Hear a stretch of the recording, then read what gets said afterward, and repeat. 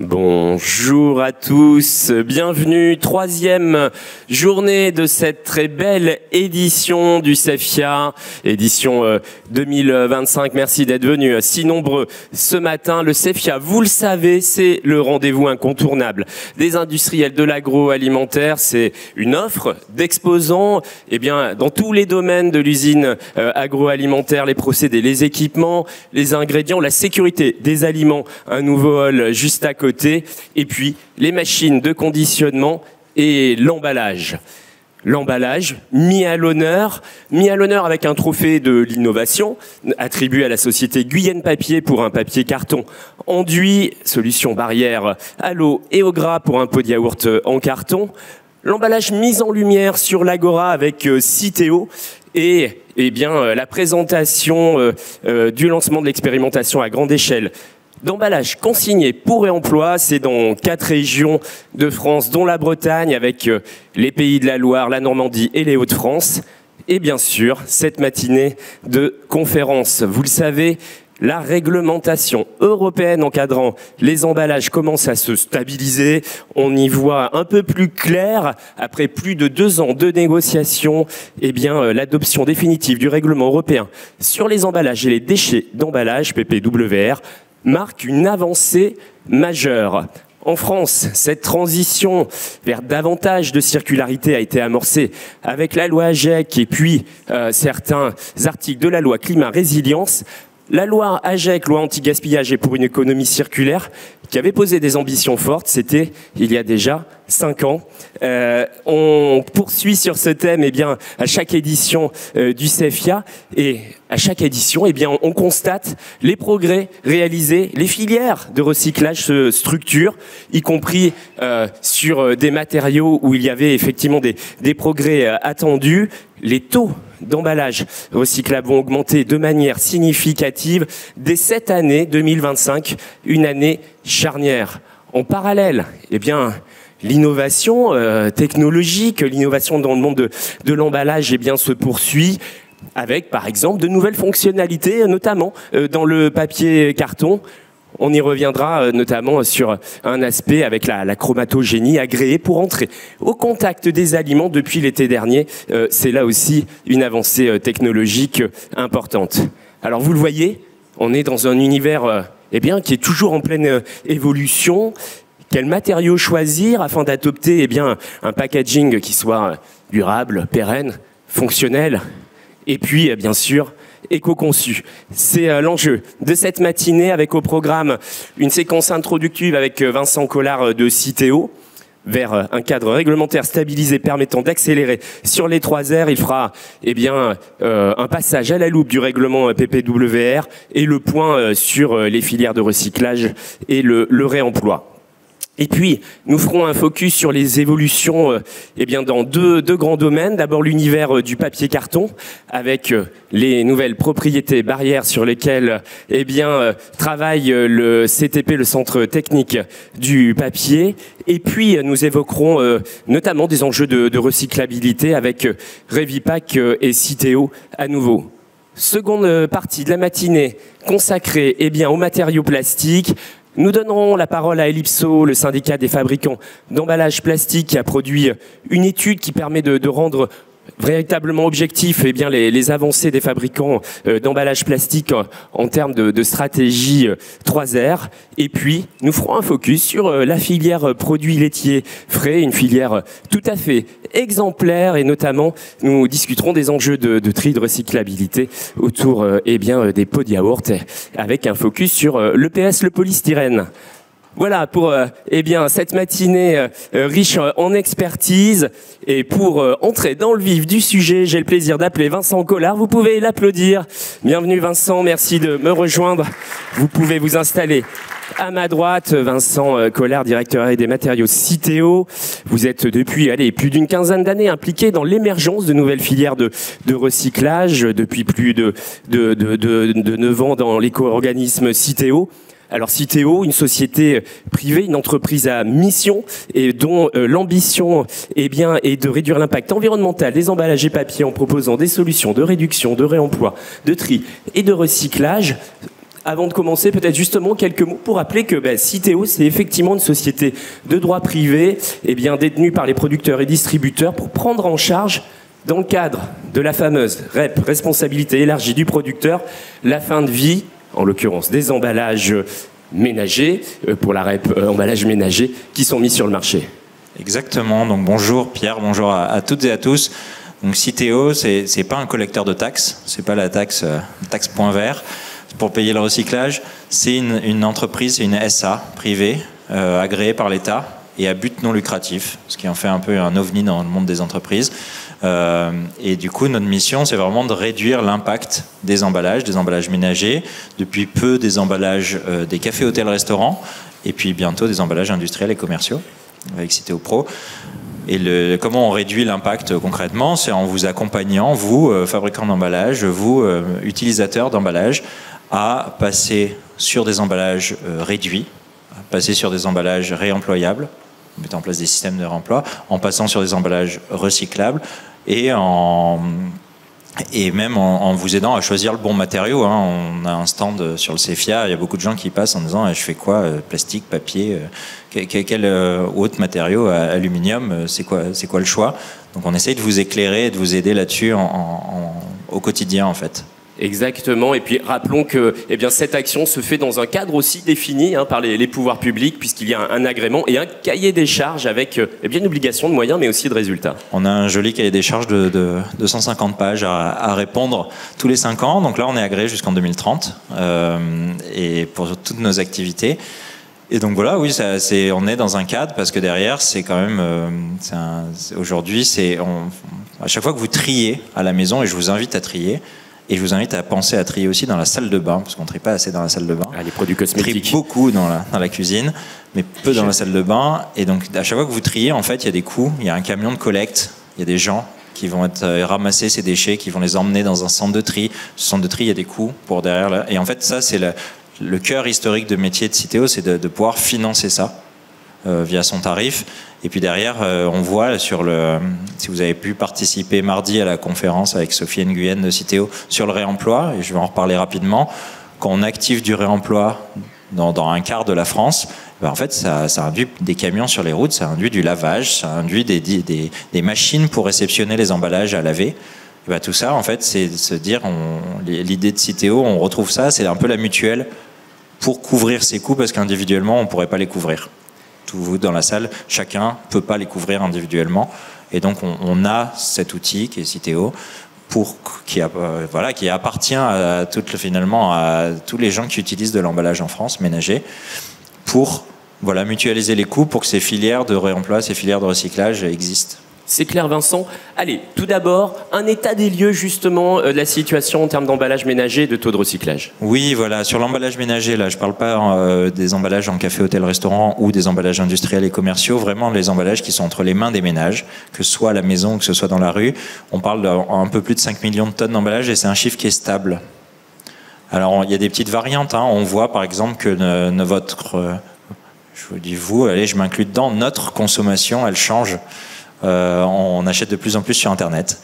Donc par exemple, nos tonnages de carton plat augmentent, enfin de carton ondulé et de carton plat augmentent, c'est assez naturel. On voit que par contre, on consomme moins. On est en pleine période d'inflation, donc on a une baisse sur d'autres types d'emballages.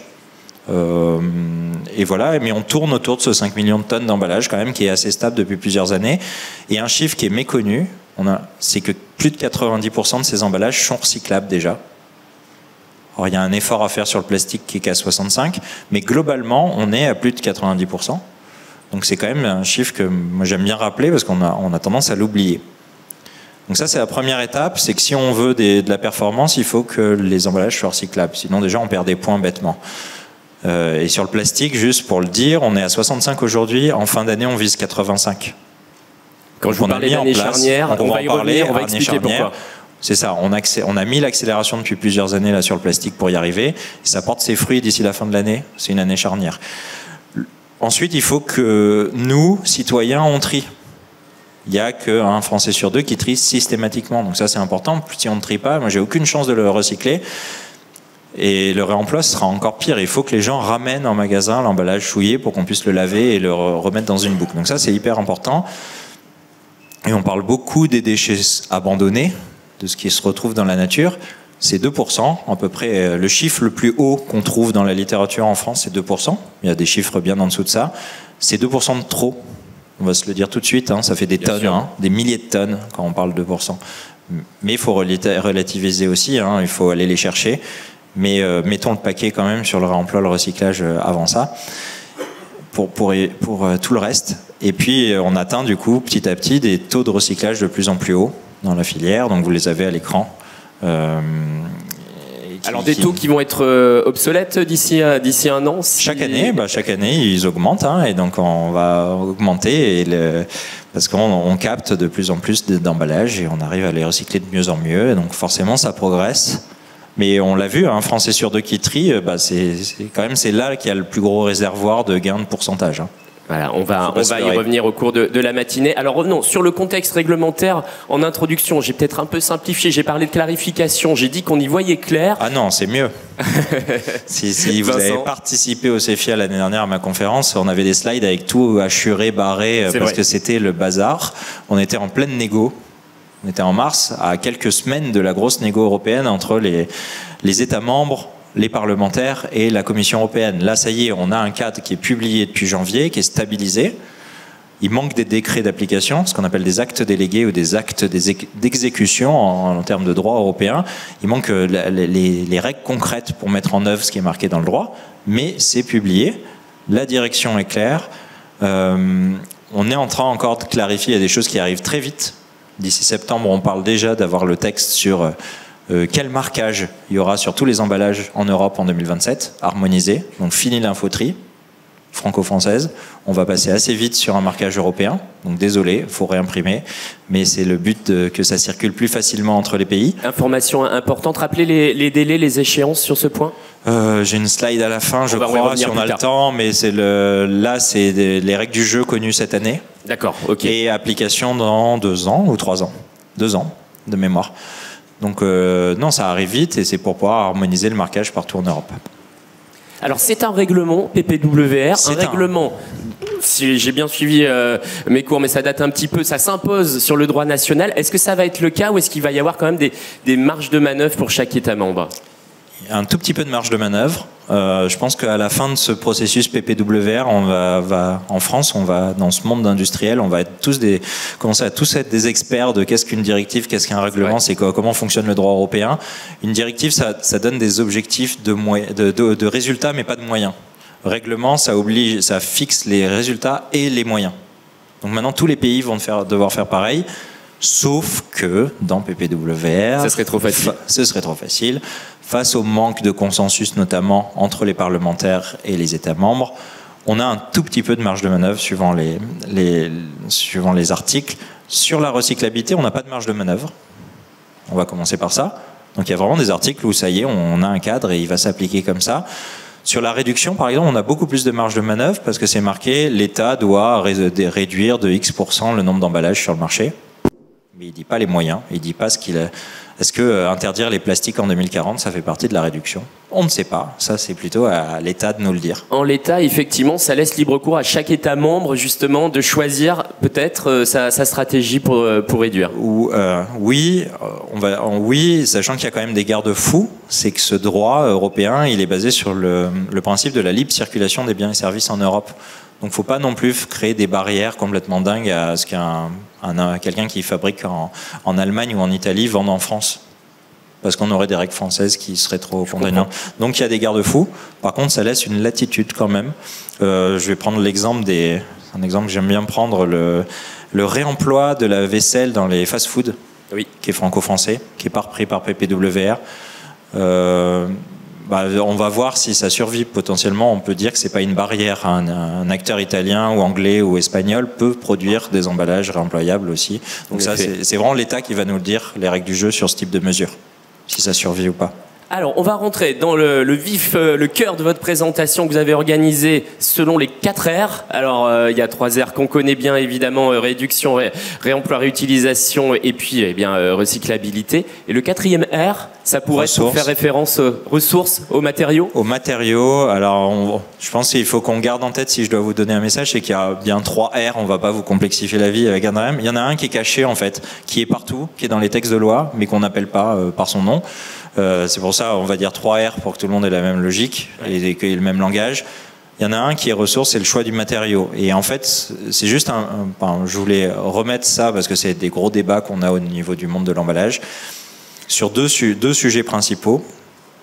Le premier, c'est que le PPWR, le message principal de PPWR, c'est s'il vous plaît, quand il y a de l'emballage, s'il vous plaît, faites du monomatériau.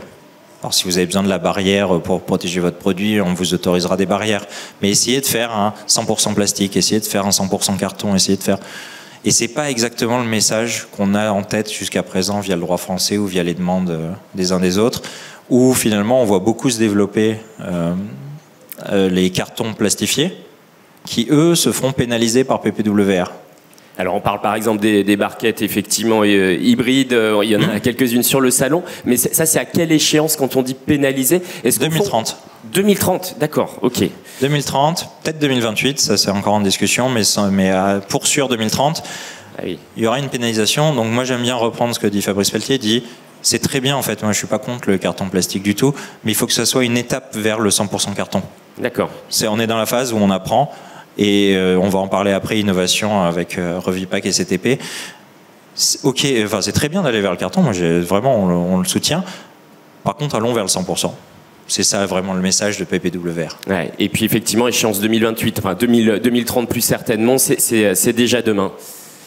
Alors, un exemple sur le beurre. Et ça, c'est le deuxième sujet qui est à ressources, qui est en fond de tout ce qu'on fait là. C'est en fait pourquoi on veut réemployer, pourquoi on veut réduire, pourquoi on veut recycler nos 3 R. C'est pour baisser les impacts environnementaux. Hein. Donc on en revient assez vite à cette question de l'ACV et des impacts environnementaux, qui est en fait le grand absent de toutes ces réglementations, parce qu'on parle que d'économie circulaire. Alors que le but, c'est de faire ça, hein, c'est de baisser l'impact. Donc chez Citeo, nous, on a fait et vraiment, il se passe pas un jour où chez Citeo, on n'a pas un appel de quelqu'un ou un mail de quelqu'un qui me dit mais c'est quoi finalement le choix du bon matériau et celui qui a le moins d'impact. Et donc on va au-delà du simple recyclage. Chez Citeo, on a pris une position qui est très claire et que je répète, c'est que on aide nos clients à prendre l'emballage qui a le moins d'impact parmi les solutions recyclables. Donc en fait, on a placé cette question du recyclage et de la recyclabilité, parce que c'est une obligation réglementaire, au-dessus de l'ACV. En termes de pur ingénieur éco-conception, je l'aurais mis en dessous. C'est l'ACV qui me dicte. Ouais. Là, la loi nous pousse à dire recyclable, puis on fait l'ACV pour choisir la bonne solution. Et donc c'est ce qu'on fait. Et donc là, concrètement, ce que vous avez à l'écran, c'est une étude qui est publique. On a fait ça sur le beurre, on est en train de faire ça pas dans le monde agroalimentaire, sur les cartonnettes avec une coque PET collée dessus, la brosse à dents, on trouve ça sur des stylos par exemple. On fait une ACV neutre, parce que moi j'ai aucun intérêt à pousser le plastique, le carton, le métal, je pousse celui qui a le moins d'impact avec mon équipe. Et donc là, typiquement sur les poses de beurre, vu que c'est le terme consacré pour cet emballage-là, on trouve que finalement le carton et le plastique sont en compétition à égalité. Et c'est une bonne nouvelle, ça veut dire que les industriels ont du choix. Ce qui ne marche pas, c'est d'avoir de la métallisation de partout. Ouais. Ou ce qui ne marche pas, c'est d'avoir du film plastique avec énormément de charge minérale, ce qui est aussi un standard de ce marché-là. Et donc on a fait d'abord une ACV avec tout le marché, pour justement comprendre les impacts des emballages, et ensuite un appel à projet où on finance fabricants et marques à basculer vers les bonnes solutions. Et on leur laisse le choix, hein, du coup, vu que c'est à égalité. Exactement, 7 lauréats qui sont affichés là, retenus au printemps 2024. Oui. Et d'ailleurs, justement, dans les projets, certains sont sur base papier-carton, d'autres polyolefines. Enfin, il y a une vraie diversité. Oui, c'est ça, voilà. On a le choix. Enfin, c'est bien d'avoir le choix. Hein. Donc, faisons-le. Quand on peut ouvrir des possibilités, on le fait. Alors, en tout cas, cap sur l'innovation matériaux, au regard de ce constat. Et oui, et c'est ça. Et donc, si on veut tendre vers des emballages, des matériaux qui ont moins d'impact, et donc j'ai parlé d'analyse de cycle de vie, le matériau dans un emballage, c'est 50 à 60% de l'impact de l'emballage. Donc, l'améliorer, cet impact, c'est toujours gagnant. Donc là, on a des projets avec des startups ou en propre ou avec des partenaires. Il y a de tout. Mais par exemple, on a, pour citer du plastique, je le cite depuis un petit moment, mais on essaye de faire du PET à partir de CO2. Plutôt que du pétrole. Et il y a une start-up en France qui fait ça, et donc on l'accompagne. On bosse aussi avec une boîte américaine qui fait, eux, à partir de monoxyde de carbone. Hop, on s'affranchit du pétrole pour faire du plastique, ce qui est quand même assez sympa comme concept. On va voir si c'est pertinent, parce que ça demande de l'énergie de casser une molécule de CO2. Donc, le nom des startups, Vincent? Fairbricks. D'accord. Avec qui on travaille. Et puis sur le papier carton, on va parler largement de nos collaborations avec le CTP sur la chromatogénie, mais on a des barrières au gras aussi, on a du papier transparent. Enfin, il y a tout un tas d'innovations que vous pouvez voir sur notre stand à partir de 14h après la conférence. Et par exemple, le biomimétisme, là, c'est une idée, c'est on voit qu'il y a un certain nombre de clients qui hésitent entre le polystyrène expansé et le carton pour emballer plutôt des produits non alimentaires. Et le carton est souvent plus lourd, là encore, que le polystyrène qui est bourré d'air. Et on voit qu'il y a un vrai intérêt à aller chercher de l'allègement sur ces types de calages. Ouais. On a le nid d'abeille qu'on connaît par cœur, qui est inspiré qui est déjà du biomimétisme avant qu'on utilise ce mot-là. Ouais. Et avec les industriels du carton, on est en train d'imaginer, est-ce qu'il n'y a pas dans la nature d'autres structures comme ça, alvéolaires, avec plus de vide à l'intérieur pour que le carton soit plus léger, mais toujours résistant au choc. Donc voilà, ça nous emmène sur ce terrain du biomimétisme pour aller essayer encore d'alléger les cartons et les rendre encore plus compétitifs sur les calages, là où déjà ils prennent des parts de marché. Et des travaux sur les pompes, qu'est-ce que c'est ? Alors les pompes, on est coincé, c'est pareil, on en a très peu dans le monde agroalimentaire. Je ne sais pas si vous êtes concernés, on en trouve un peu dans le sirop, on en trouve un peu dans les boissons. Mais la pompe, généralement, il faut un ressort dedans pour que ça fonctionne bien. Et le ressort, c'est du métal dans du plastique, ça ne marche pas. Donc comment s'affranchir du ressort ? C'est pas si facile que ça. On commence à avoir des offres des fabricants de pompes, mais il faut encore progresser parce qu'en fait, une pompe pour un déo, c'est pas la même pompe que pour de la crème, c'est pas la même pompe que... Il y en a plein de pompes.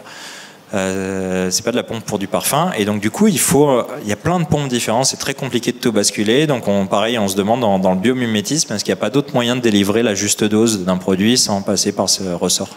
D'accord, entendu, de belles perspectives. On revient plutôt à PPWR, et puis un enjeu, c'est l'intégration de plastique recyclé avec des objectifs obligatoires. Et je vous disais, oui, voilà, le ressource, le R de ressources, en fait, c'est un R qui est un peu caché, mais qui est dans nos textes réglementaires, et on a l'obligation de mettre du recyclé dans les emballages plastiques et dans tous les emballages qui contiennent plus de 5% de plastique. Et ça, c'est un message très important que vous devez avoir en tête. On parlait des cartons plastifiés, mais on peut aussi avoir des canettes avec des manchons en plastique. Ça, maintenant, on en trouve sur le marché. Et du coup, dès lors que j'ai du plastique, plus de 5%, et que c'est pas un plastique compostable, ça c'est aussi une information très importante qu'il y a dans PPWR et qui est un peu méconnue, du coup, je dois mettre du recyclé à l'intérieur à partir de 2030. Donc ça, c'est des choses qu'il faut intégrer parce que dès maintenant, de se dire, tiens, comment je vais mettre du plastique, sans doute contact alimentaire, parce qu'on est en train de parler de ça, dans des emballages plastiques ou carton qui aujourd'hui n'ont pas une offre pléthorique de plastique recyclé contact alimentaire. Et puis, alors sans anticiper sur la suite de la matinée, mais cet enjeu-là, c'est aussi alimenter des filières de recyclage qui trouvent un modèle économique, puisque si on monte une filière de recyclage, on crée évidemment un matériau disponible, encore faut-il qu'il y ait le débouché. Exactement, il ne faut pas croire que quelqu'un d'autre que vous va utiliser le recyclé, en fait. Si vous voulez... Alors il y a des filières où ça se recycle déjà très bien, il y a une utilisation du recyclé, où le problème c'est vraiment la collecte du déchet. Dans le métal, dans le carton, dans le verre, dans la bouteille PET, on va dire, le vrai sujet, c'est qu'on manque de déchets. Donc, s'il vous plaît, triez. Et par contre, il y a des secteurs comme la barquette PET, comme le polystyrène, comme les souples, où là, on a aussi besoin de tirer la demande. On a besoin de collecter plus, mais on a aussi besoin de tirer la demande en recyclé, sinon la filière ne verra pas le jour. Donc ça, c'est hyper important. Et en fait, c'est pas tirer la demande en 2029 pour 2030, parce que ces boîtes-là, elles auront fait faillite d'ici là. Donc on a initié des choses, là les usines sortent de terre, on va en reparler. Et là, c'est vrai que c'est important tout de suite de se dire, est-ce que c'est acceptable ou pas pour vous, en termes économiques, en termes de vision, là, de se dire, se recycler, parfois chimique, parfois qui coûte un peu plus cher, je peux le prendre parce qu'en fait, ça sauve mes emballages derrière. Exactement. On va y revenir notamment avec la séquence sur les produits laitiers frais. Cap sur, le deuxième R ou le premier selon que l'on prenne les 3 R ou les 4 R. Donc la réduction. Le premier R officiel, la réduction. Dans PPWR, on a 2 choses. On a l'interdiction d'un certain nombre d'emballages. Alors sur le CEFIA, par exemple, j'ai parlé avec certains d'entre vous hier sur l'interdiction des mini-doses dans les hôtels. Fini le mini-shampoing, fini la mini-plaquette de beurre, fini la mini-confiture. Donc là, on a vraiment un jeu d'interdiction qui arrive, qui demande d'être précisé un tout petit peu par des actes d'exécution, des actes délégués. Les lots de regroupement aussi, les lots promotionnels avec 2 shampoings ou 2 pots de conserve. C'est fini. Voilà, donc ça va arriver petit à petit, ces interdictions. Donc vous avez une liste dans PPWR, vous la retrouvez dans les slides. Et puis après, on a aussi sur la réduction, la chasse au vide et la chasse au poids, et toujours les réductions de poids. Ce qu'il faut se dire sur la chasse au vide et la réduction de poids, surtout, c'est que la loi, que ce soit française ou européenne, et ça va dans le même sens, nous pousse à de la rupture. Elle ne nous pousse pas à aller chercher un gramme par-ci, un gramme par-là. Elle nous pousse vraiment à passer à de la rupture. Alors un exemple qui est caricatural, parce que c'est un exemple parmi tant d'autres, c'est de dire je passe d'un rigide à un souple. Peu importe qu'il soit son matériau, mais pas forcément. Passer d'un rigide à un souple, ça divise le poids mathématiquement. Et c'est ce type d'innovation que nous pousse la réglementation. Donc sur la réduction, c'est un sujet qu'on avait depuis toujours en fait via notre tarif, vu que finalement vous payez quand vous mettez un produit emballé sur le marché, vous payez par rapport au poids de l'emballage. Donc plus vous le faites léger et moins c'est cher. On accélère avec, vous avez à l'écran plusieurs choses, soit des appels à projets, il y en a un qui est en cours, j'ai une deuxième slide là-dessus, si vous voulez candidater pour vous aider justement à faire ces innovations de rupture. Avec, on a beaucoup de financement à la clé et le principe chez Citeo, c'est qu'on finance les projets, on participe, pas que financièrement, on participe avec nos compétences aussi, avec nos experts au projet. Et ce qu'on vous demande à la fin, c'est d'aider le reste de l'industrie à pas tomber dans les mêmes pièges que vous avez rencontrés au cours du projet avec nous. Donc c'est pas, on ne demande pas des remboursements, on ne demande pas de ce type de participation dans vos entreprises. On veut juste qu'à la fin, on puisse partager au reste du marché des bonnes pratiques, ce qui a marché, ce qui n'a pas marché, pour accélérer en fait le déploiement pour la suite. Donc ça, on a les appels à projets, on fait des pilotes en propre pour démontrer, voilà l'exemple de la boîte de chocolat. Je ne sais pas si vous l'avez en tête, mais si vous avez vos chocolats de Pâques bientôt, vous amuserez à compter combien il y a de couches, combien il y a d'emballages séparables là, dans cette boîte. On peut monter à 18. Ouais. On commence à faire beaucoup d'éléments d'emballage pour emballer des chocolats, donc on va faire plus simple. Et puis même, on a lancé un outil de positionnement où, je suis dans la barquette de viande, je me situe comment en poids par rapport à mes confrères. Boum, je renseigne mon poids et ça me place sur un histogramme pour savoir où je me situe. Ah, il y en a qui font 2 fois plus léger, c'est intéressant. Un vrai benchmark, effectivement. Benchmark, vu qu'on a les poids via la déclaration. Et la grosse nouveauté sur réduction côté Citeo de niveau tarif pour 2025, c'est qu'on fait, vous réduisez votre poids de 20%, vous avez 20% d'économie sur le tarif.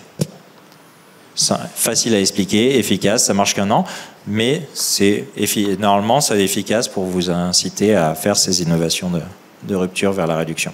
Et participer à un appel à projet, c'est éventuellement la possibilité d'être mise à l'honneur par Vincent. Alors des exemples aujourd'hui justement. Oui, en plus de l'accompagnement technique et du financement, c'est aussi être mis à l'honneur pour dans les slides Citeo pendant un moment, et ça fait de la publicité. Exactement, ça a des retombées. Mais c'est parce que ces entreprises-là ont candidaté, ont fait l'effort d'être candidatées, ont été sélectionnées parce que c'était des beaux projets. Et allez, j'en prends un sur les 4, vous pouvez les découvrir à l'écran. Si vous êtes consommateur de rillettes, vous avez peut-être vu que sous la boîte, c'est un fond arrondi. Donc c'est un vide et c'est du plastique en trop. Donc là, c'est un beau projet sur Bordeaux Chenel qui est leader sur son marché, qui va, on l'espère, tirer le reste du marché, d'avoir un fond plat pour justement aller gagner ces grammes de plastique. Mais en fait, c'est pas si simple que ça à faire. Ça change les lignes de conditionnement chez eux pour que ça fonctionne. Mais c'est un beau projet, voilà, d'aller. Ça paraît anodin, mais là, pour le coup, on gagne pas mal. Et on a un potentiel, un leader qui embarque le marché derrière. C'est un projet en cours. C'est un projet qui est en cours de déploiement. Ouais, on est sur la fin. Et donc voilà, c'est le précédent appel à projet. Là, on est en pleine phase justement de financement, de recherche de nouveaux projets en 2 temps.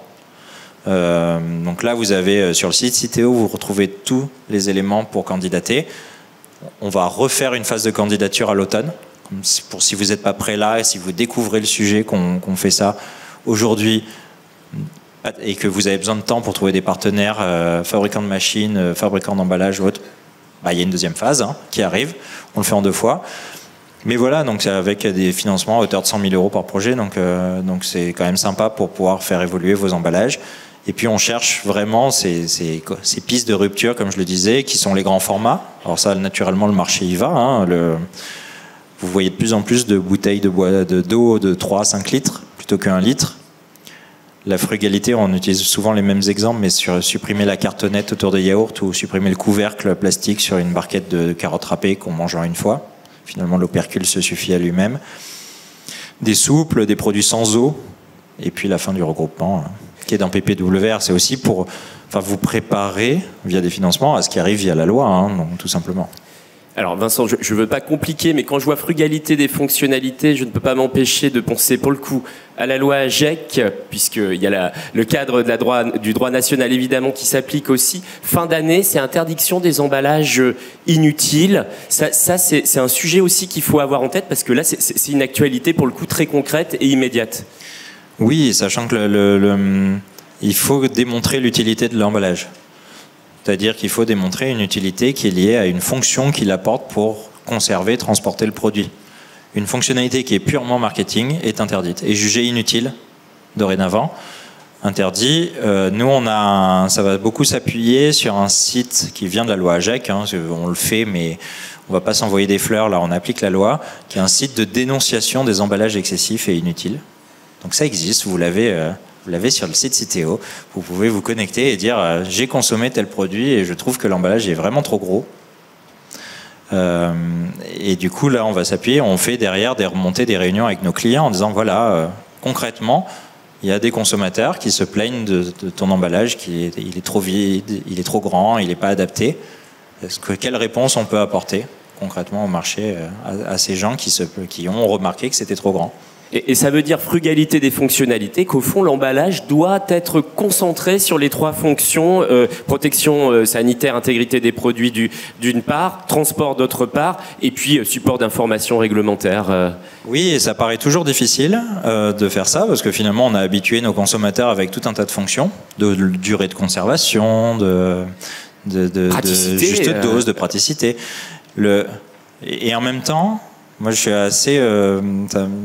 j'étais assez intéressé là dans cette période d'inflation où quand même alors ça se calme un petit peu cette année, mais on a eu des des coûts qui ont augmenté dans les rayons et des Français qui avaient des pouvoirs d'achat en baisse. Et bien, moi, j'ai constaté plein de fonctions qui ont disparu. Ouais. Naturellement, enfin là, c'est pas Citeo, c'est les marques. Tiens, tout un tas d'emballages où il y avait des petits trous pour pouvoir saupoudrer, c'est fini. J'ouvre le couvercle et je mets la dose que j'ai envie à la cuillère. Les gens ont supprimé cette fonction-là pour combattre l'inflation, en fait. Donc, en fait, il y a déjà ce mouvement-là qui existe naturellement quand il y a dans un contexte économique et pas un contexte environnemental. Sur le plan économique. Donc, il faut se poser ces questions-là pour des questions environnementales aussi, pas que économiques. Ok, sur le point réduction, on passe au réemploi, Vincent. Oui, rapidement, parce qu'il y a une conférence beaucoup plus complète que moi, avec des gens beaucoup plus experts que moi mardi, que vous pouvez retrouver en replay. Mais simplement dire que dans la loi française, il y a des ambitions d'avoir 10% de réemploi pour tout le monde, hein, donc ça vous pousse vous à vous creuser les méninges pour trouver des solutions réemployables. Parfois c'est facile, parfois il y a des secteurs où c'est hyper difficile, on a beaucoup de mal à le faire. Et puis ça monte au fil des années. Donc il y a vraiment cette poussée du réemploi avec même une sorte de mythe dans la tête de certaines personnes. Si vous lisez les réseaux sociaux sur les sujets emballage ou les pouvoirs publics, il y avait un peu ce mythe que sortir du plastique c'était égal réemploi partout. Et en fait c'est pas ça qui se passe, c'est que on doit faire émerger du réemploi et le réemploi ça marchera si on est capable d'avoir une offre sur le marché. Qui dit une offre, ça veut dire que vous, industriel, vous êtes capable de le proposer. C'est-à-dire que derrière, ça veut dire qu'il y a une offre de logistique, de gestion de ces emballages, et ça veut dire qu'il y a des consommateurs qui achètent. Et ça, c'est les 3 grands paramètres, et c'est important. Enfin, mais le fait que le consommateur achète et se projette dans un monde du tout réemploi, il n'est pas là aujourd'hui, hein, faut se le dire. Les politiques peuvent pousser dans un sens, aujourd'hui, il n'est pas là. Mais il y a des gens qui veulent ces emballages réemployables. Donc en fait, le vrai gros message, c'est de dire on se doit aujourd'hui, en 2025, de proposer du vrac, du réemploi, de l'usage unique. On doit offrir ces différentes offres aux consommateurs. Et Citeo, nous, on va essayer d'aider à mettre ça en œuvre. Alors justement, des modèles économiques, des boucles de réemploi à construire avec différents maillons logistiques. Qu'est-ce qui est fait au niveau de Citeo ? Alors, chez Citeo, on a à la fois de la création du dispositif finalement pour que ça marche, mettre en place, s'assurer qu'il y ait des points de collecte, qu'il y ait de la gestion logistique acceptée par ces gens qui gèrent ces points de collecte. On va jusqu'à des questions, par exemple, on peut se dire, tiens, on va mettre les points de collecte dans les supermarchés, parce que c'est là où il y a le plus de passages, et quand je vais faire mes courses, je les ramène. Oui, mais alors est-ce que ça va pas tuer le commerce de centre-ville ? Donc en plus, on a ce genre d'écueil. Hein. Imaginons qu'on mette plus de vrac sur les céréales de petit déjeuner dans les grandes surfaces. Est-ce que je pourrais avoir autant de marques qu'aujourd'hui ? Parce que ça prend plus de place, hein, que des boîtes de carton avec un film plastique à l'intérieur, de mettre des silos de vrac. Donc peut-être est-ce que ça tue les petites marques au profit des grosses ? Enfin, ça pose toutes ces questions-là qu'il faut déminer. Et puis ça peut être aussi de la R&D de se dire, par exemple l'année dernière avec le centre technique du plastique IPC pour le coup, on a mis en place une ligne de lavage qui est à disposition de toute l'industrie française. Donc comme ça, vous avez un projet de réemploi, vous savez pas trop si votre matériau il va tenir le choc, vous savez pas trop si vous allez réussir à operculer, réoperculer, réoperculer.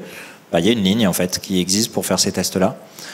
Voilà, on s'est dit, Citeo, c'est notre rôle un peu de mutuelle, d'aide, d'aller créer ça pour que le marché puisse travailler là-dessus. Et puis bien sûr, les financements, on met beaucoup d'argent sur la table avec les industriels là pour lever tous ces freins dans les entreprises.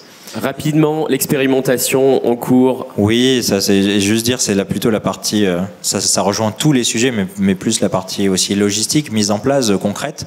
Donc on expérimente dans 4 régions, ce qui est pas rien, hein, c'est beaucoup d'habitants français, 4 régions. Plus de 700 magasins impliqués. Et donc là, on a Go Réemploi qui vient d'être sélectionné justement et qui va être un acteur majeur dans ce projet. Parce que c'est toute cette logistique d'avoir toujours la bonne quantité d'emballage au bon endroit, au bon moment.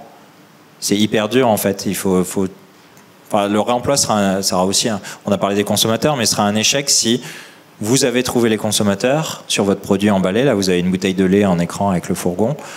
Mais vous avez trouvé les consommateurs et en fait, vous n'êtes plus capable de remplir vos bouteilles ou vos barquettes. Parce qu'en fait, les emballages réemployables lavés ne sont pas dans votre usine. Parce qu'il n'y en avait pas assez, parce qu'ils sont allés dans une autre usine.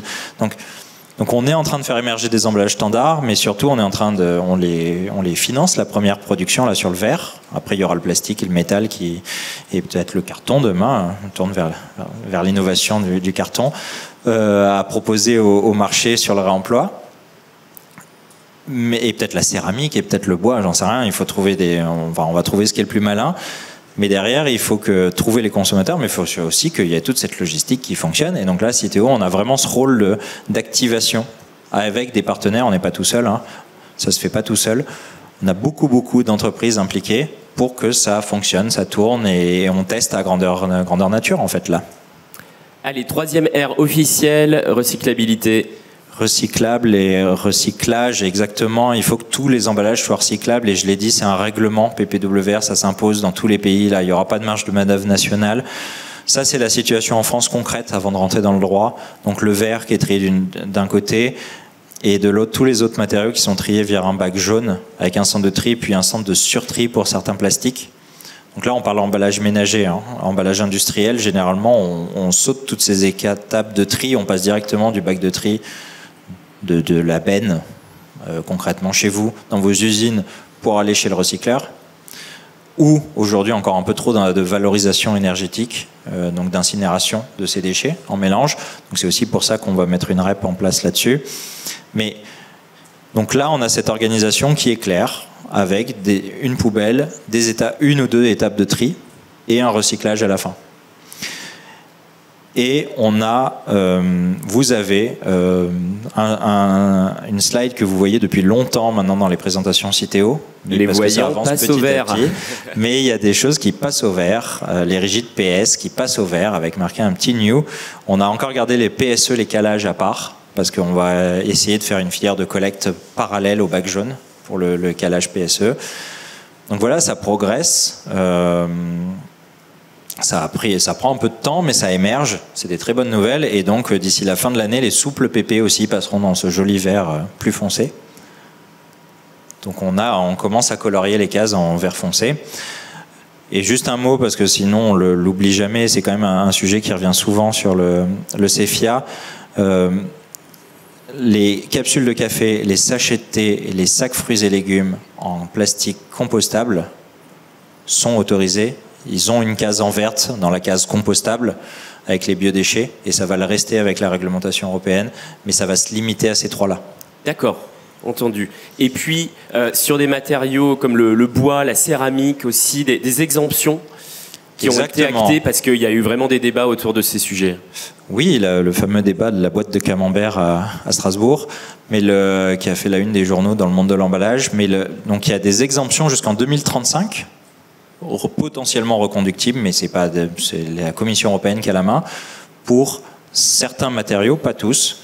Donc il y a le bois léger.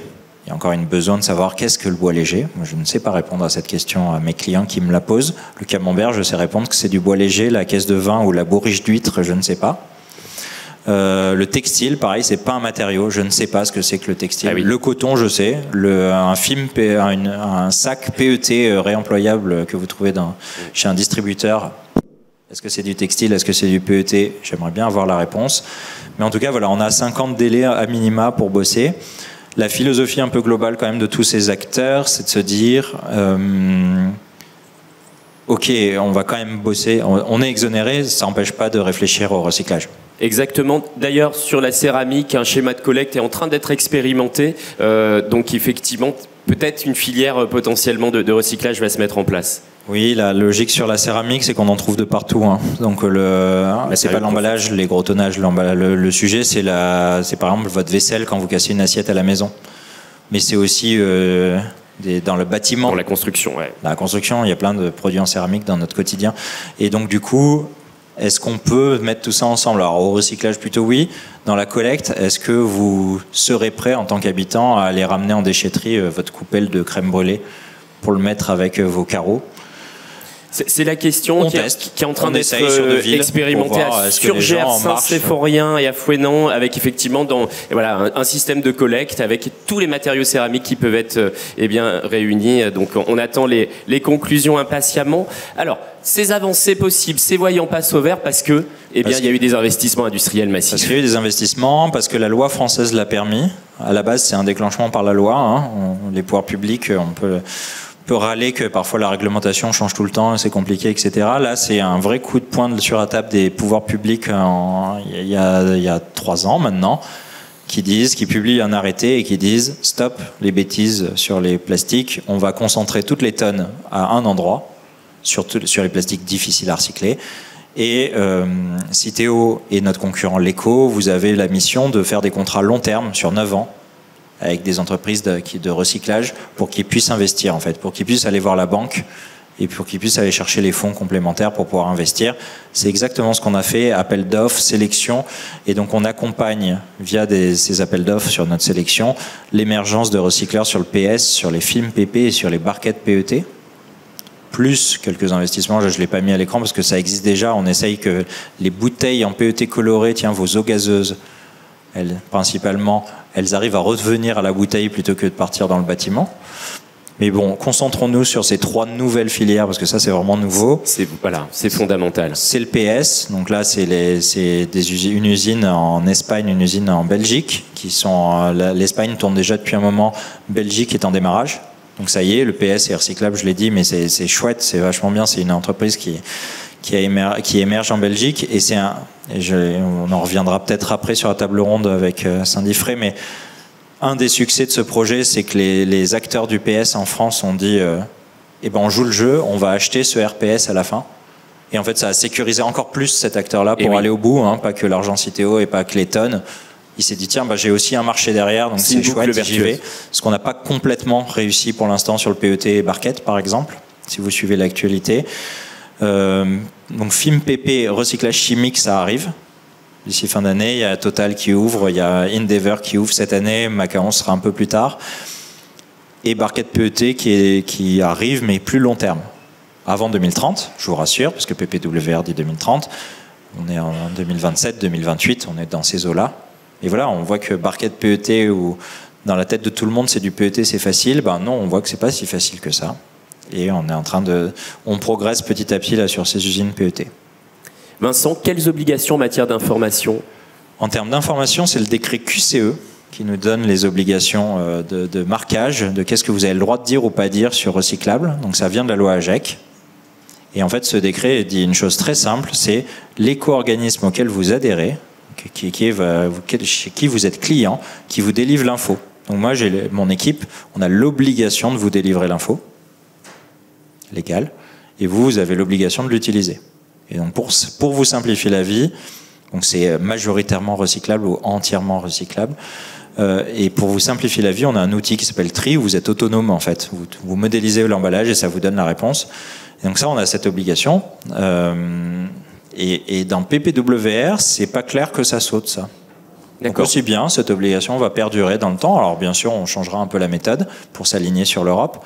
Mais c'est possible que ce décret survive à PPWR au-delà de 2030. Alors PPWR, justement, une slide importante qui récapitule les dates clés, Vincent. 2026, entrée en vigueur de PPWR dans le droit national. Donc il est publié, le règlement, mais il s'appliquera à partir de l'été 2026. En 2028, on connaîtra les règles du jeu. Qu'est-ce qui est recyclable, qu'est-ce qui l'est pas. Pour application 2030. Donc vous aurez 2 ans pour réagir une fois que les règles sont publiées. Donc on va en parler pour vous donner plus de temps. On a trouvé un deal avec la Commission européenne de commencer à publier les règles du jeu dès 2025. Donc c'est ce qu'on va faire en novembre cette année sur les normes. Donc on va commencer à publier les règles du jeu à partir de novembre sur le plastique, en avril sur les autres matériaux, 2026. Pour que vous ayez déjà une première pierre à l'édifice là pour pouvoir investir dans la bonne direction et vous sécuriser. Et en 2028, on connaîtra les règles du jeu définitives pour application 2030. Et en 2035, comme en 2038, les règles du jeu vont se durcir. L'idée de la Commission, c'est de dire j'autorise beaucoup de choses au début, puis je durcis, puis je durcis. Mais tout ça de manière anticipée, donc on aura les règles du jeu petit à petit, c'est comme je le dis, mais ça crée de l'incertitude sur le marché. On essaye de lever l'incertitude au maximum avec ces normes et la Commission européenne est d'accord là-dessus. Hein, donc ça fonctionne bien. On a un bon duo, la Commission saine, pour arriver à lever autant d'incertitudes que possible. Vincent, il faut souligner que vous avez piloté ce travail normatif bien sur les matériaux plastiques. Ça va être publié. Qu'est-ce qu'on fait quand on est un professionnel? Ça veut dire qu'on switch directement sur ces normes ou c'est pas si simple? Donc je pilote au niveau européen, j'ai candidaté, je me suis fait élire. Donc Citeo, on pilote ce travail européen sur les plastiques. On n'a pas pris le pilotage sur les autres matériaux, on est participant. Mais voilà, pour dire, ça veut dire quoi harmoniser les recommandations de qu'est-ce que ça veut dire recyclable ou pas? Ça veut dire qu'on aura 4, 5, 6 designs possibles et pas d'autres. D'accord. Et qu'on sera tous d'accord au niveau européen là-dessus. Donc ça veut dire qu'on va s'éloigner un tout petit peu de nos réalités nationales, parce qu'en fait on mange pas la même chose, donc on n'a pas les mêmes emballages, donc on les trie pas pareil. Donc ça c'est une réalité physique terrain de l'Europe. Par contre on va avoir tous les mêmes règles du jeu pour faciliter la circulation des biens et services. Et donc ça veut dire très concrètement que d'ici novembre cette année, vous connaissez aujourd'hui le tableau vert, orange, rouge du COTREP, par exemple, si vous êtes dans le plastique, ou des autres comités pour les autres matériaux. Et ben en fait, dès novembre, vous aurez connaissance du tableau européen vert, jaune, rouge. On est passé d'orange à jaune. Vous trouverez du coup les nouvelles recommandations, mais qui s'appliqueront qu'en 2028-2030. D'accord. Mais comme ça, vous pourrez commencer à vous y préparer. Okay. Alors la loi française basculera pas tout de suite sur ces tableaux européens. Ce serait un contresens. Hein. On pourra l'expliquer si vous avez des questions là-dessus. On peut en discuter plus longuement, c'est assez long. Mais en tout cas, ça donnera déjà un premier signal de qu'est-ce qui change. Alors si vous êtes intéressé par savoir qu'est-ce qu'il y a dans ces documents avant novembre, c'est encore en brouillon, hein, on discute. D'accord. Donc j'ai découvert à l'occasion de mon expérience d'animateur de ce travail européen qu'il y avait un business sur vendre les brouillons. D'accord. Donc vous pouvez acheter mes textes, des Word non finis pour 100 € pièce. Donc il y a tout un business là-dessus. Moi je touche 0, hein, je le signale. Oui, c'est pas dans... oui, j'avais l'impression que c'était une offre que vous lanciez. Pas du tout. Pas du tout. Je vais vous vendre mes PowerPoint pas finis, etc. S'il y a vraiment un business là-dessus. Mais bon, bref, ils vendent des Word pas finis. Mais parce qu'il y a un marché, parce qu'en fait, il y a beaucoup d'entreprises qui disent « je n'ai pas le temps de participer à ces travaux normatifs ». Ça coûte entre 5 et 10 000 € hein, pour participer. Je n'ai pas le temps, je n'ai pas l'argent pour faire ça. Par contre, ça m'intéresse de voir le brouillon de où ça en est. Je comprends. Où vous en êtes dans les réflexions. Est-ce que je suis à risque ou pas dans les interdictions ? Et en fait, du coup, il y a déjà des gens qui achètent ces brouillons pour Je vais y récupérer les feuilles de papier qui traînent à votre côté, Vincent. On accélère pour tenir le timing. Ils seront en libre accès normalement en novembre. Alors, la recyclabilité dans PPWR. Juste, voilà, on revient sur ces grades. À partir de 2028-2030, vous aurez 3 notes sur vos grades. Donc, vos emballages seront A, B ou C. Il n'y aura rien d'autre. A, B ou C. Donc suivant votre score et votre grade de recyclabilité, donc ça c'est tout ce qu'on attend en fait. La méthode de 2028 va nous dire si vous êtes classé A, B ou C. Et les tableaux vont influencer. Si vous êtes tout en vert, forcément vous allez plus vers le A. Si vous commencez à avoir beaucoup de jaune ou de orange, vous allez plutôt vers le B ou le C. Donc ça c'est vraiment le nouveau cadre. Et ce qui est important là-dessus, c'est que demain, ça va faire notre tarif chez les éco-organismes. Et oui. Donc fini les malus, pléthore malus, le tarif sera basé par matériau toujours, mais après modulé par un A, B ou C. Je comprends. Et la communication, sans doute, évoluera vers ça aussi. Vous direz, en rayon, mon emballage est A, mon emballage est B ou C. Si vous voulez communiquer, c'est pas obligé. Et donc c'est juste ça que je voulais dire, c'est les normes vont être publiées la fin d'année, donc en fait on a tous envie de se jeter dessus pour se dire ah je me prépare parce que 5 ans en fait ça va vite. Sauf que c'est un vrai mise en garde pour vous, c'est que je ne suis incapable de vous dire aujourd'hui, alors que je pilote au niveau européen, comment ma colonne jaune là dans mes tableaux sera utilisée. Ça c'est en 2028 que l'Europe nous le dira officiellement. Alors c'est-à-dire la colonne jaune, pour être clair. Donc dans les tableaux là qui sont connus maintenant de recyclabilité, on a toujours vert, jaune, rouge ou vert, orange, rouge. Oui. Orange, ça se recycle, mais c'est pas génial. D'accord. Donc ce sera pas interdit. Mais est-ce que c'est moins un grade dans le modèle? Ok. Est-ce que si je suis C, je passe à interdit? Est-ce que c'est je suis exclu de A? Ah bah cool, alors là je survis. Et en fait, je ne sais pas comment on l'utilise, cette colonne orange. Donc en fait, il ne faut pas se précipiter sur ces nouveaux tableaux, dans le sens où on n'a pas encore la méthode de comment utiliser le tableau qui est publié. Et ça sera 2028, justement, et ça, cette 2028. adéquation. Ah ouais, d'accord. Et après, nous se pose une question chez Citeo, de se dire, soit je bascule sur l'Europe en 2028, donc on bouge du COTREP vers Europe, et du CEREC et de tous nos comités, hein, tous les matériaux, vers Europe dès 2028, mais en fait, ça ressemble à une surtransposition. En fait, je vous enlève 2 ans de boulot potentiel, donc c'est pas génial. Soit on tolère les deux pendant 2 ans, une phase de transition. Donc les deux sont sur la table. Le deuxième est plus adapté, je pense, c'est ce qu'on est en train de se dire, mais crée de la confusion parce qu'il y a 2 modèles en même temps qui coexistent. Ça, déjà que c'est compliqué, voilà. Est-ce qu'on veut vraiment ça? On poursuit. Et la logique de ces normes de PPWR sur la recyclabilité, que vous l'ayez en tête, c'est que si vous trouvez, c'est la même qu'aujourd'hui dans Tri, c'est ça le message, c'est si vous trouvez la réponse dans un logiciel ou dans un tableau, pas de test à faire. C'est vraiment le but, c'est vous éviter des tests qui valent 500, 1000, 10 000 euros à faire sur vos emballages pour savoir si ça se trie, si ça se recycle ou pas. Le but, c'est que toute l'info soit dans les tableaux. Et si vous ne trouvez pas l'info, si vous n'êtes pas d'accord avec le tableau, parce que vous pensez que votre emballage se trie et que c'est injuste d'être classé en rouge, là, vous faites un test. Donc c'est vraiment ça, toute la logique. Et par contre, dans ces tableaux, tout ce qui est en rouge, c'est interdit. Ça, c'est déjà acté avec la commission. Donc tiens, déjà, je réduis l'incertitude sur au rouge égale interdit dès novembre. C'est très clair. Il reste 2 minutes, Vincent, pour finir cette présentation. Ça, c'est la loi. Donc on a parlé de créer des filières de recyclage. Donc Citeo, on accompagne là l'émergence de filières. Derrière, il y a aussi vous aider à faire des emballages recyclables. Donc j'ai cité le beurre tout à l'heure sur un appel à projet qu'on est en train de faire. On est très content. On arrive enfin à supprimer des films PVC qui entourent nos barquettes. Si vous faites des champignons de Paris, ou si vous consommez, ou si vous avez même du film plastique à la maison, il y a encore beaucoup de PVC. Donc là, on est en train de passer sur des films polyéthylène. Là-dessus, on a des travaux, on a aidé l'Occitane à changer ses étiquettes pour qu'elles soient compatibles avec ses flacons. C'est des étiquettes auto-adhésives. Donc pareil, voilà, c'est des appels à projets où on finance la bascule et surtout on met tout le monde dans la salle parce que c'était ça le problème. On a cherché des opercules alternatifs à l'alu sur les pots de crème fraîche parce que on aimerait bien des opercules PP pour être tout PP. C'est plus compliqué, mais c'est pas si facile que ça, mais on défriche et on arrive petit à petit. Ou encore, pour faire la transition avec ce qui se dira après, on a eu un prix européen d'innovation avec des partenaires pour faire une banderole en PS sur les pots de yaourt en PS, parce que du coup, là, on a, boum, tout de suite, ça se trie mieux, ça se recycle beaucoup mieux. Donc voilà, c'est pas que la loi, c'est aussi tous les travaux qui sont là pour débloquer vos situations, parce que vous avez tous des problèmes hyper spécifiques à votre produit, de conservation, de conditionnement, vous pouvez pas changer toutes les machines parce que ça coûte trop cher et elles sont pas amorties.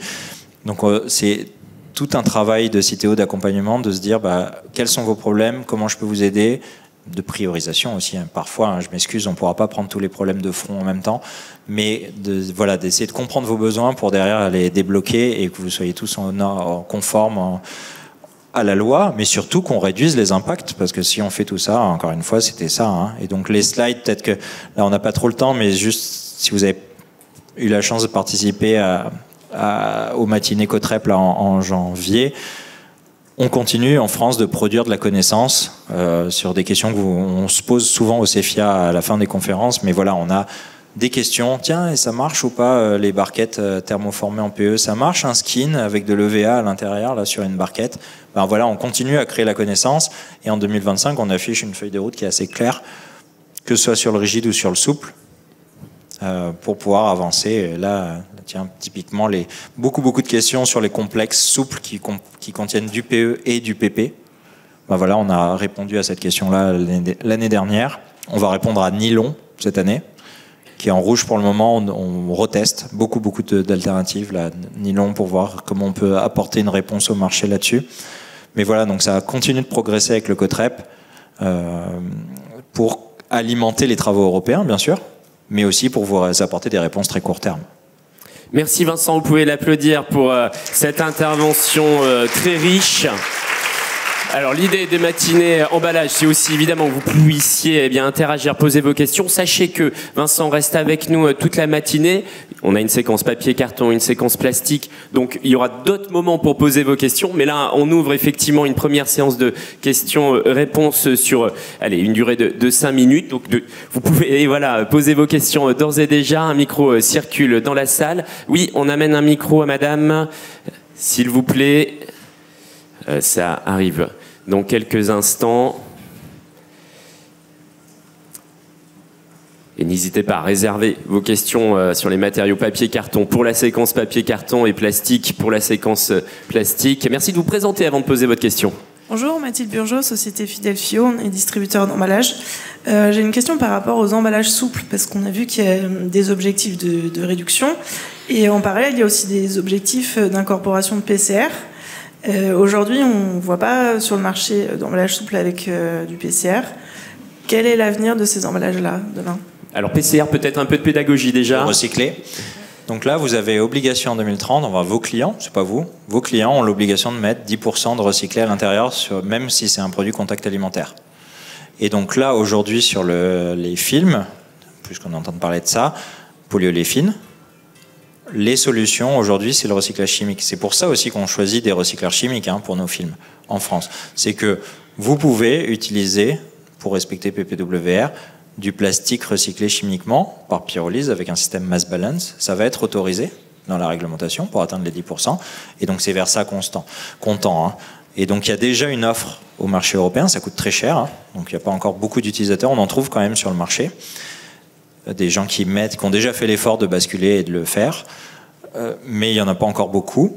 Et donc on va proposer ce recyclé chimique de plus en plus en fait, avec l'émergence de recycleurs comme Total, Endeavour, Macaron, pour qu'il y ait plus de tonnes pour tout le monde.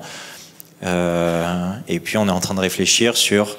On attend quand même une petite clarification de la Commission européenne. Moi, j'aimerais pas que Citeo définisse que c'est qu'un bon recyclé chimique et un mauvais recyclé chimique. J'aimerais bien que la Commission le fasse, que ce soit harmonisé entre les États.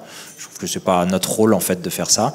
Donc ça, on attend de la Commission. Et puis derrière, ça se reflètera dans notre tarif. En fait, il y aura des primes pour essayer d'accompagner l'intégration de recyclé chimique. Et on va pouvoir avoir l'alimentarité.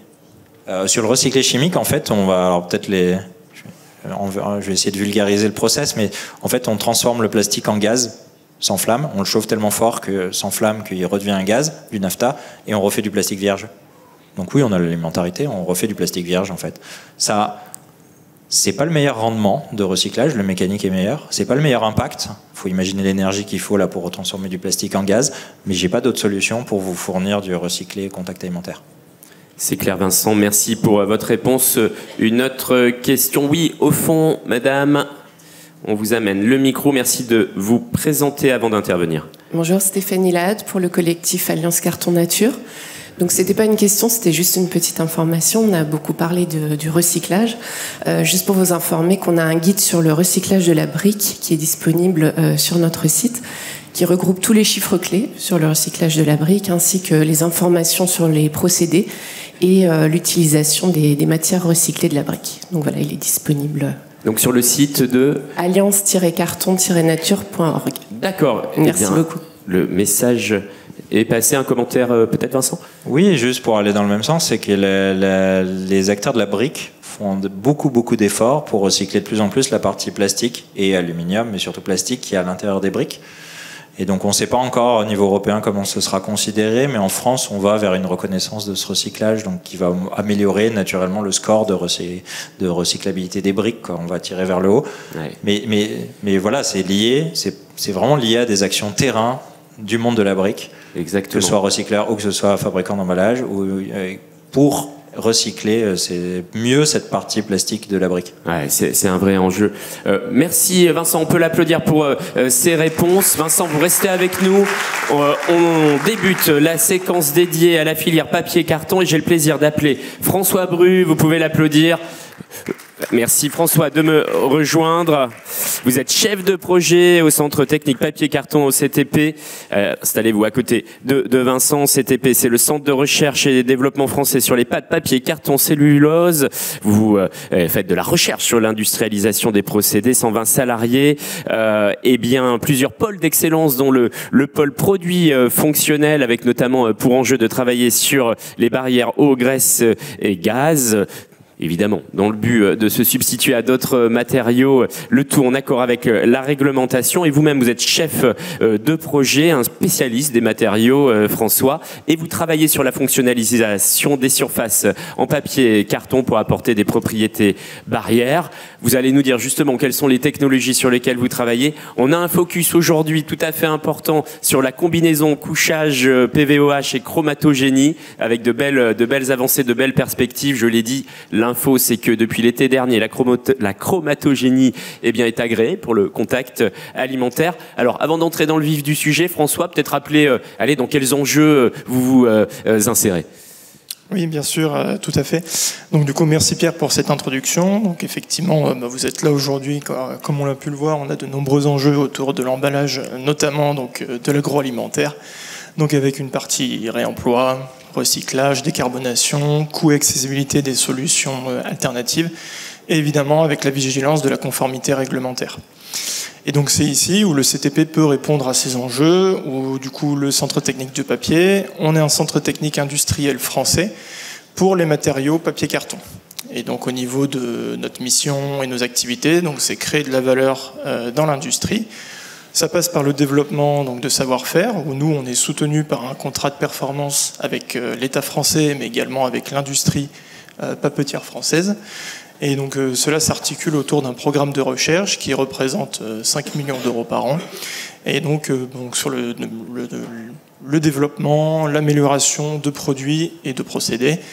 Et en deuxième partie de mission, donc le transfert industriel, où nous, à l'année, on travaille avec 350 industriels, et une partie de notre activité est dédiée également au transfert technologique une fois qu'on est arrivé à maturité.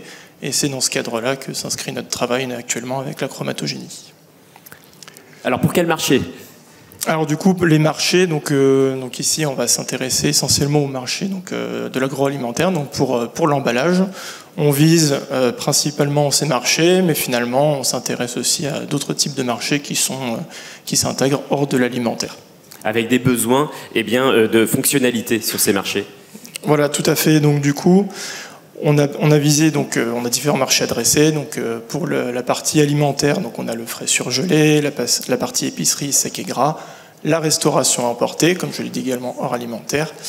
Et ici, donc sur ces marchés, pour la partie alimentaire, donc on a de nombreuses fonctionnalités qui sont attendues, notamment donc des barrières, que ce soit pour le gras, pour l'oxygène, pour l'eau, la vapeur d'eau. Et en plus de ces barrières, il y a aussi d'autres enjeux, donc sur la mise en forme qui est adaptée aux matériaux, donc être capable de l'imprimer, est-ce qu'on peut le thermoformer, le plier, comment on va le fermer derrière, est-ce que c'est du collage, est-ce que c'est du soudage par ultrasons. Et du coup, comme cela a été développé par Vincent tout à l'heure, maintenant on a un gros focus donc évidemment sur la fin de vie du matériau avec le parti est-ce qu'on est recyclable, home compostable ou alors compostable en milieu industriel. Alors, sur les barrières, différentes technologies, bien sûr, couchage, induction, lamination humide de microfibrilles, et puis la chromatogénie que vous avez combinée avec un couchage PVOH. Tout à fait. Alors du coup, donc c'est la solution sur laquelle je vais faire le focus aujourd'hui, c'est vraiment la combinaison couchage de PVOH puis couplé au greffage par chromatogénie pour avoir un matériau, un emballage qui est multifonctionnel. Donc c'est un processus en 2 étapes. Donc la première partie va être évidemment le couchage du PVOH. Pourquoi on couche du PVOH ? Parce que l'intérêt c'est d'obtenir donc de la barrière à la graisse et à l'oxygène. Donc l'induction PVOH, donc c'est un procédé conventionnel de dépôt d'une couche à la surface d'un papier. Donc c'est quelque chose qui est déjà relativement utilisé au niveau industriel. Et donc dans le cadre du PVOH, on va mettre un accent et une importance de vigilance au niveau donc de la préparation de la sauce de PVOH, puis de son induction, car évidemment, donc pour avoir la fonctionnalité complète du PVOH et la barrière, il faut s'assurer d'avoir une couche complètement homogène et donc éviter les bulles d'air et porter un point d'attention à la viscosité. Le défaut du PVOH, c'est qu'on est sur un polymère qui est hydrosoluble. Donc par hydrosoluble, évidemment très sensible à l'eau, et c'est là que la chromatogénie vient finalement compléter le manque de propriétés barrières du PVOH, où on va apporter la barrière à l'eau et à la vapeur d'eau. Donc, pour quelques mots sur le principe de la chromatogénie, donc la chromatogénie, c'est quelque chose qui est développé au CTP depuis maintenant de nombreuses années. C'est une technologie qui apporte de la déperlance et de la barrière à l'eau. Initialement, c'était une technologie qui était développée plutôt pour les papiers cartons. Et par la suite, on a vu que cette technologie était également parfaitement employable, donc avec des sauces de couche, donc comme le PVOH, des surfaces à partir du moment où on a des groupements hydroxyles. Pour donner quelques mots, donc ici c'est juste un schéma représentatif, on a une surface réactive avec des groupements hydroxyles. On va venir déposer, représenter avec les gouttes jaunes, donc un réactif pur. Donc là, on est dans un processus de chimie verte où on travaille sans solvant. Et finalement, par la suite, par chauffage en contact direct, on va avoir un étalement de ce réactif à la surface et dans l'épaisseur du matériau. Et on va avoir une réaction de greffage, qui est une réaction d'estérification. Donc on est sur un processus de barrière chimique. Et donc ici, donc sur ces quelques gifs, donc à gauche un exemple de papier type serviette qui a été traité donc par chromatogénie, et à droite un papier enduit de PVEH suite au greffage par chromatogénie où on peut constater la déperlance. Donc pour continuer sur la chromatogénie, donc c'est quelque chose qui a été développé à l'échelle pilote au Centre technique du papier. Au Centre technique du papier, maintenant on a un pilote depuis 2010. Et donc ici, si je repars donc sur le processus, donc on part d'un dérouleur avec une bobine de papier ou papier enduit. On va rentrer dans une hotte aspirante, on va avoir une partie avec un rouleau anilox qui va permettre de déposer le réactif à la surface du papier ou du papier enduit. L'avantage, c'est qu'avec du coup le rouleau anilox, on vient déposer du réactif pur en très petite quantité. On est sur des quantités entre 0,1 et 0,5 grammes par mètre carré. Suite à cela, on va venir donc défiler autour d'un rouleau chauffant. Et donc c'est là que le processus de chromatogénie va se réaliser. On va avoir l'étalement du réactif à la surface et dans l'épaisseur. Et on va avoir le processus de greffage qui va être enclenché. Donc par la suite, on a un papier greffé. On va venir passer sur une lame d'air chaude pour venir enlever tous les résidus de réactifs qui n'auraient pas réagi. Et ensuite, donc, sur le pilote, pour plus de flexibilité, on a installé des boîtes de vapeur s'il est nécessaire de réhumidifier le papier, puis on vient enrouler en sortie. Donc avec ce procédé, on travaille à des températures qui sont autour de 180 et 200 degrés Celsius. Et sur le pilote que nous avons au CTP, on travaille quand même sur des vitesses qui se rapprochent de l'industrie, puisqu'on peut aller de 50 à 400 mètres par minute. Et finalement, le gros avantage également de ce procédé, c'est qu'on peut travailler sur de la bobine, mais on peut aussi, et c'est ce qu'on a fait au travers de ces dernières années dans tout le développement qu'on a pu faire, on peut travailler sur vraiment des formats A4 pour vraiment faire donc de la prospection pour des personnes qui sont intéressées par la technologie, qui veulent un petit peu jauger le type de barrière qu'ils peuvent obtenir. On peut, à la suite du dérouleur, venir coller des formats A4, passer sur le processus classique et venir les retirer en sortie, et ainsi pouvoir jauger un petit peu la technologie. Oui, de l'échelle industrielle. Tout à fait. Alors du coup, dans le passé, donc, on a eu l'occasion de travailler déjà pour envisager la mise en échelle donc, de la chromatogénie. Et donc, on a déjà au CTP donc, un cahier des charges où on peut estimer, donc, par exemple, si on part sur une machine industrielle qui aurait une laisse de 1,7 m, on peut envisager donc, le type de rouleau qui serait nécessaire. Les vitesses qui seraient envisagées, ce seraient des vitesses plutôt de type transformateur, donc autour des 150 mètres par minute en moyenne.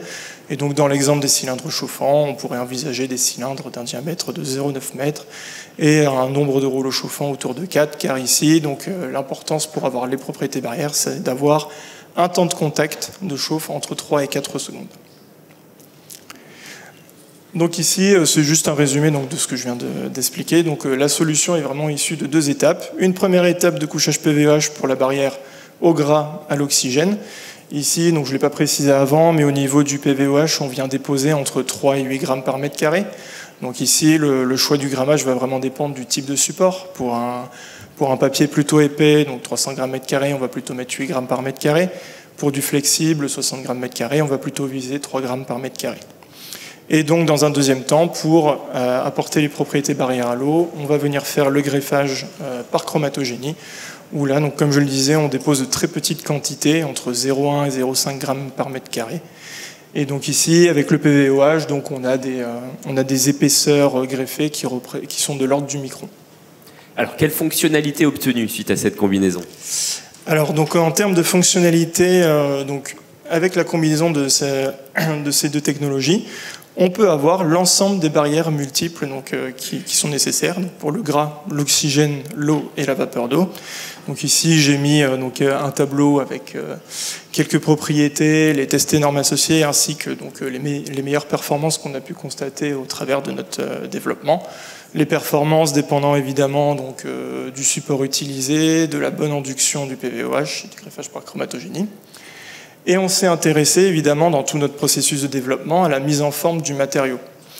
Et donc on a pu constater donc, que sur ce type de matériau, il est toujours possible de réaliser l'impression, moyennant un rafraîchissement au traitement Corona. Et on est capable de faire de la transformation, donc on peut faire du collage avec de la colle blanche ou de la hot melt, on peut faire du thermoformage, et on peut également souder ce matériau par ultrasons. Et évidemment, donc le dernier point très important, s'intéresser à la fin de vie du matériau. Et sur la fin de vie, donc on a réalisé les différents tests et on a pu montrer que ce type de matériau était donc effectivement recyclable, home compostable et compostable en milieu industriel. D'accord. Et est-ce que vous avez été jusqu'à faire des exemples de packaging ? Tout à fait. Donc du coup, au travers du développement qu'on a pu faire par le biais de différents projets et avec différents partenaires, on a pu déjà produire plusieurs démonstrateurs.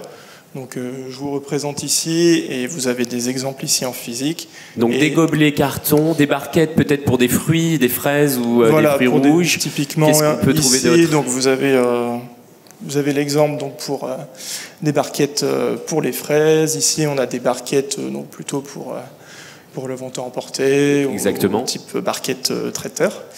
Et on a aussi un exemple de plié-collé. Et donc, comme l'a déjà souligné Vincent, aujourd'hui à 14h, on fait une démonstration un petit peu où on peut également vous montrer les démonstrateurs. Donc, n'hésitez pas à passer sur le stand de Citeo pour discuter et échanger autour de cela. C'est bien noté. Les gobelets, c'est sur liquide chaud et froid ? Oui. D'accord. Tout à fait, chaud et froid. Parce que effectivement, donc là vous avez pu voir donc tout un exemple de démonstrateur, mais on s'adresse au marché alimentaire. Et donc du coup, comme l'a souligné Pierre, on a fait toute une démarche pour obtenir l'agrément et avoir le contact alimentaire. Donc ça a été un long processus qu'on a initié à partir de décembre 2021 pour pouvoir pétitionner auprès du BFR 36.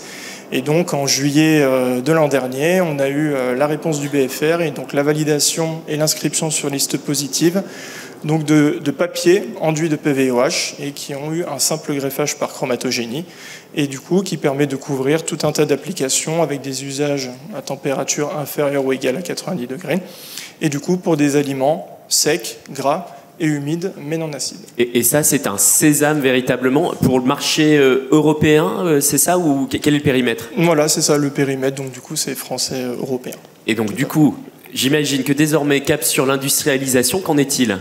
Voilà, donc maintenant, c'était finalement le contact alimentaire, c'était le dernier verrou qui restait à soulever pour pouvoir rendre donc la chromatogénie envisageable au niveau industriel, notamment pour le marché de l'alimentaire, et qui était une demande qu'on avait vraiment eue.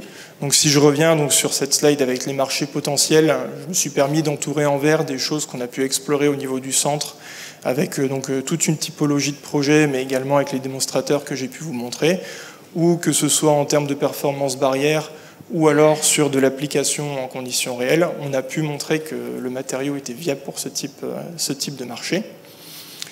Et donc, avec Citeo, on a mis en place fin 2024 un groupe de travail français, où l'idée de ce groupe de travail, c'est de venir déployer le procédé de chromatogénie.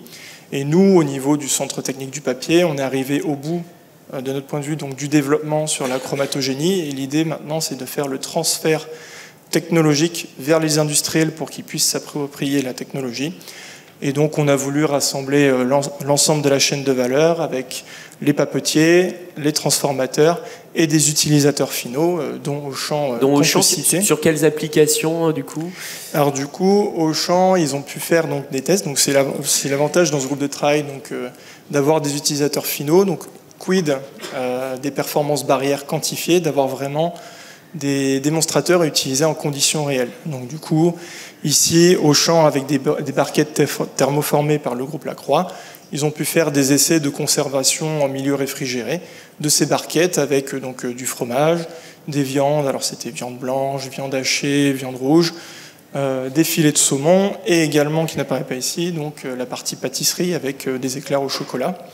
Et donc, au niveau des tests internes de leur côté, en termes d'aspect visuel de barquettes et de performance, on était au rendez-vous avec ce type de matériaux. Et cela se décline également donc avec des acteurs tels que Acomex pour la plaque de saumon fumé.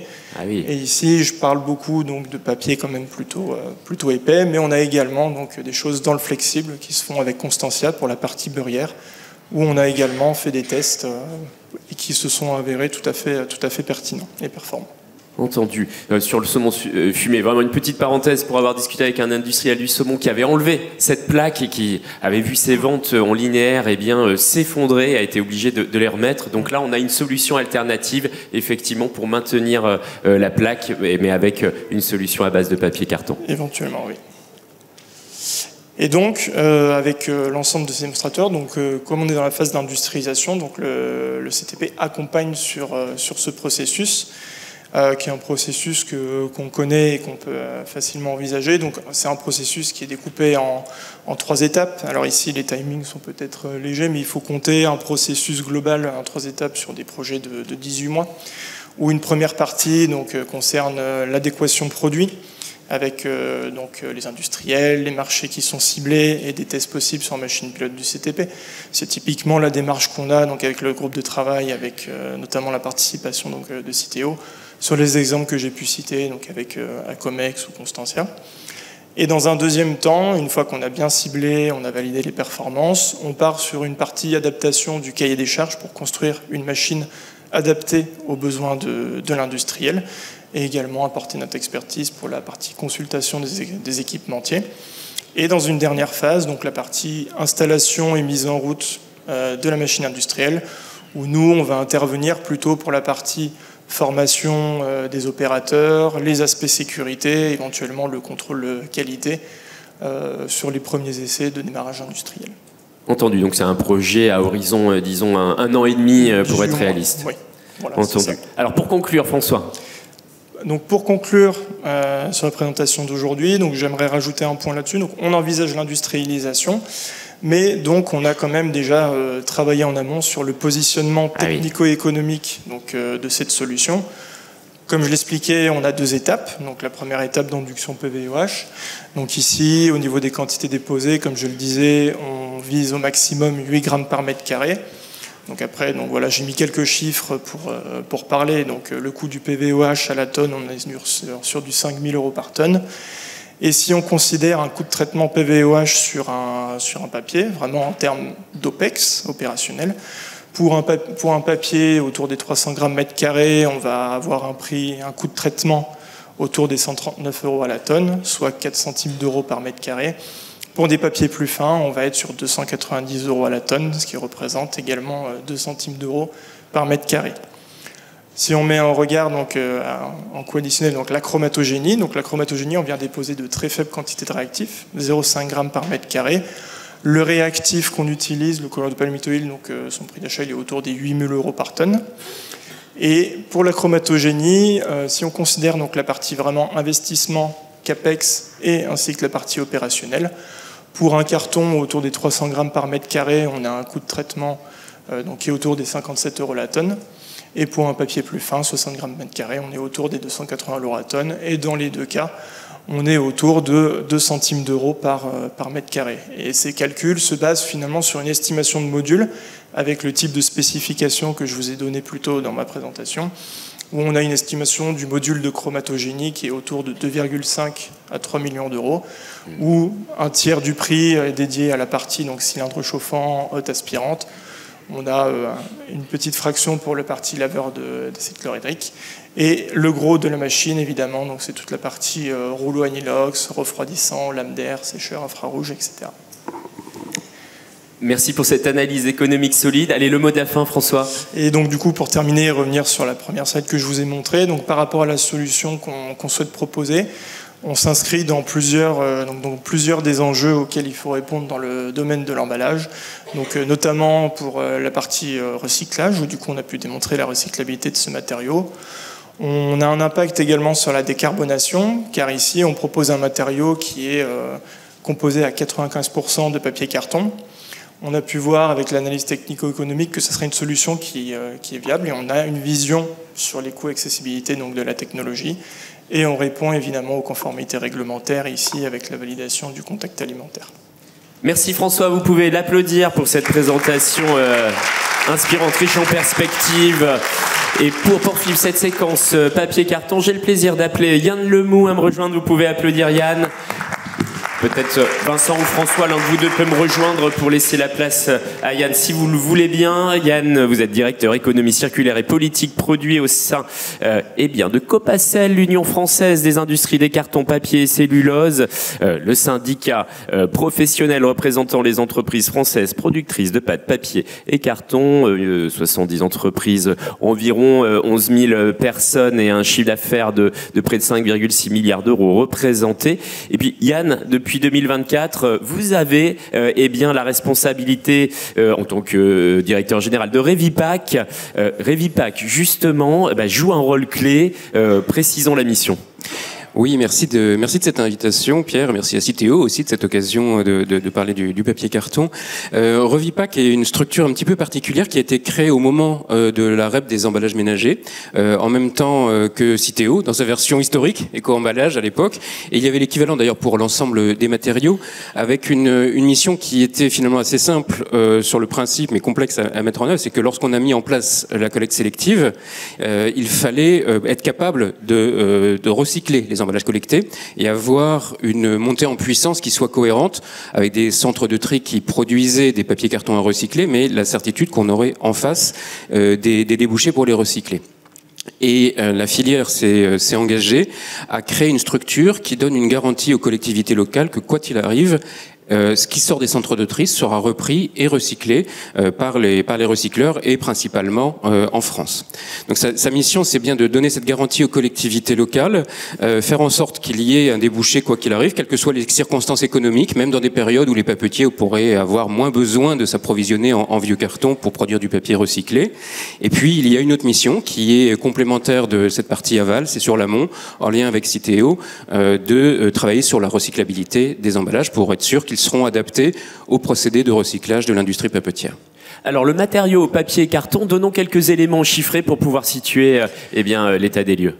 Oui, un peu plus large que ce qu'a présenté Vincent tout à l'heure pour parler de l'ensemble du tonnage ménager mais aussi professionnel. Sur la totalité des emballages qui sont utilisés, on a à peu près 12 millions de tonnes selon les chiffres de l'ADEME. La part du papier carton, c'est 40%.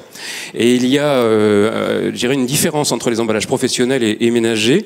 Dans les parties professionnelles, la part du carton est de 55-56% presque. Donc vous voyez, c'est un matériau vraiment prépondérant en termes de tonnage. Et pour la partie ménagère, le tonnage est un peu plus faible, la proportion est un peu plus faible, c'est un quart. Ce qui est intéressant dans ces chiffres de l'ADEME, c'est qu'ils sont déjà produits chaque année. C'est une obligation issue de la directive emballage qui va perdurer, je pense, avec le règlement et qui permettent de suivre un peu une évolution des tonnages, des taux de recyclage et des mises en marché. Et lorsqu'on regarde la partie ménagère qui ressort de ces statistiques, on voit un décrochage à partir de 2021 sur la part du papier carton. Alors, l'échelle, là, on est de 15 à 27%, ça accentue un petit peu, mais c'était pour rendre visible un peu ce palier qu'on connaissait, cette valeur à peu près stable, 21-22%. Près de 25% en 2022, et 23, vous avez des perspectives 25, sur 2023-2024 Les chiffres sont en train d'être produits, il y a toujours un petit peu de décalage dans cette étude de l'ADEME, on l'aura en octobre, donc on en parlera peut-être l'année prochaine. D'accord. Et on verra la continuité de la tendance, mais ça montre bien que 2020, c'est la directive SUP, c'est la loi AGEC, et c'est une évolution qui devient sensible dans les choix de conception et dans les mises en marché. Un effet très direct, mais qui est aussi en lien avec le panel des usages pour le papier carton. Oui, c'est un petit visuel, alors qui reflète pas forcément les tonnages du coup, parce que là vous avez l'immense variété. Moi j'aime bien le rappeler parce que c'est un matériau que l'on considère comme étant assez simple et finalement qui a une multitude d'usages. Je disais, il y a un déséquilibre dans la présentation parce que le gros des tonnages c'est le carton ondulé et notamment dans les cartons professionnels, industriels et commerciaux. Et après, vous avez cette diversité des usages et l'innovation à laquelle la filière est poussée par cette volonté aussi de faire évoluer les emballages et les contraintes réglementaires et les attentes du marché. Alors, quid du taux de recyclage ? Alors, le taux de recyclage, lui aussi, est un chiffre assez significatif, dont on est assez fier, puisque vous pouvez le voir là sur ces chiffres qui sont à nouveau produits par l'ADEME, donc c'est les données de 2022, et on a un taux de recyclage global, ménager et non ménager, pour le papier carton, qui frise les 90%. Donc c'est assez remarquable, c'est le taux le plus élevé parmi les différents matériaux. On dépasse le taux de de recyclage cible de 75% qui était établi pour 2025, ça tombe bien, c'est cette année, et on dépasse aussi avec 5 ans d'avance et même plus le taux de recyclage cible pour 2030 qui est de 85%. Donc c'est une très bonne performance et j'aime bien dire que c'est un matériau qui est un cas exemplaire d'économie circulaire puisque une partie du matériau qu'on utilise vient du bois. Le bois, c'est les sous-produits de la filière bois, les chutes de scierie, les coupes d'entretien des forêts. Donc ça fournit une partie de la matière première. Et puis il y a ce taux de recyclage très élevé qui permet de faire réutiliser le matériau et d'avoir une circularité très importante. C'est une filière où le producteur est aussi recycleur d'une certaine façon. Oui, exactement. Alors c'est effectivement l'industrie papetière va consommer ces vieux cartons, ce qu'on appelle les vieux cartons, les vieux papiers, pour produire de nouveaux emballages. Et la part du recyclé est prépondérante dans notre industrie. Alors derrière ce taux de recyclage, il y a quand même une nuance entre les emballages professionnels et les emballages ménagers. Vous voyez le 67%. Voilà. 2/3, c'est pas mal en soi. Je pense qu'il y a énormément de filières qui pourraient atteindre ce taux. Mais il y a une marge de progrès. Voilà, on en est quand même loin quand on regarde la circularité en général en France. Pour autant, ça peut progresser. Ce que reflète ce taux aussi, c'est que côté emballage professionnel, on a une récupération qui est encore meilleure. Donc, vous voyez, on va, si on prend une moyenne pondérée, dépasser les 90%. On arrive un peu dans les limites des calculs statistiques réalisé par l'ADEME. Mais le 67% montre qu'il y a quand même encore des enjeux pour nous qui sont de sensibiliser toujours le citoyen. C'est le travail que fait Citeo, les campagnes de sensibilisation qui sont essentielles pour rappeler la nécessité et la facilité maintenant du geste de tri, puisque tous les emballages vont dans la poubelle jaune et c'est important de le rappeler. Et puis il y a des enjeux après plus industriels en matière de collecte et en matière de tri. En matière de collecte, vous avez le visuel ici qui montre un peu les gros cartons, le e-commerce qui s'est beaucoup développé. On a besoin de solutions pour développer cette collecte. C'est un des objectifs qui est fixé par leur cahier des charges aux éco-organismes. Et là, il y a beaucoup d'attentes pour rendre cette collecte plus performante, plus facile.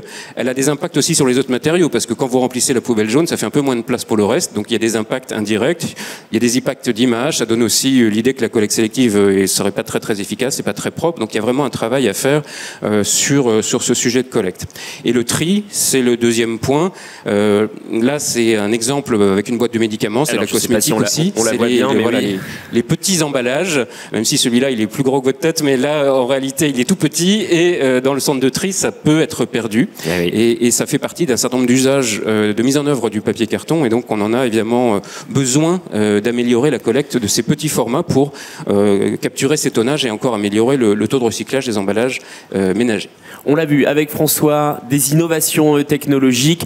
On l'a vu aussi en préambule, des évolutions dans les usages. Alors, quid de l'innovation? Oui, alors je vais vous faire un panorama peut-être plus général après une présentation très pointue et très technique. Mais c'est vrai que l'innovation, moi, je trouve qu'elle est assez large. On a des mises en œuvre nouvelles, par exemple, d'un matériau qu'on connaît.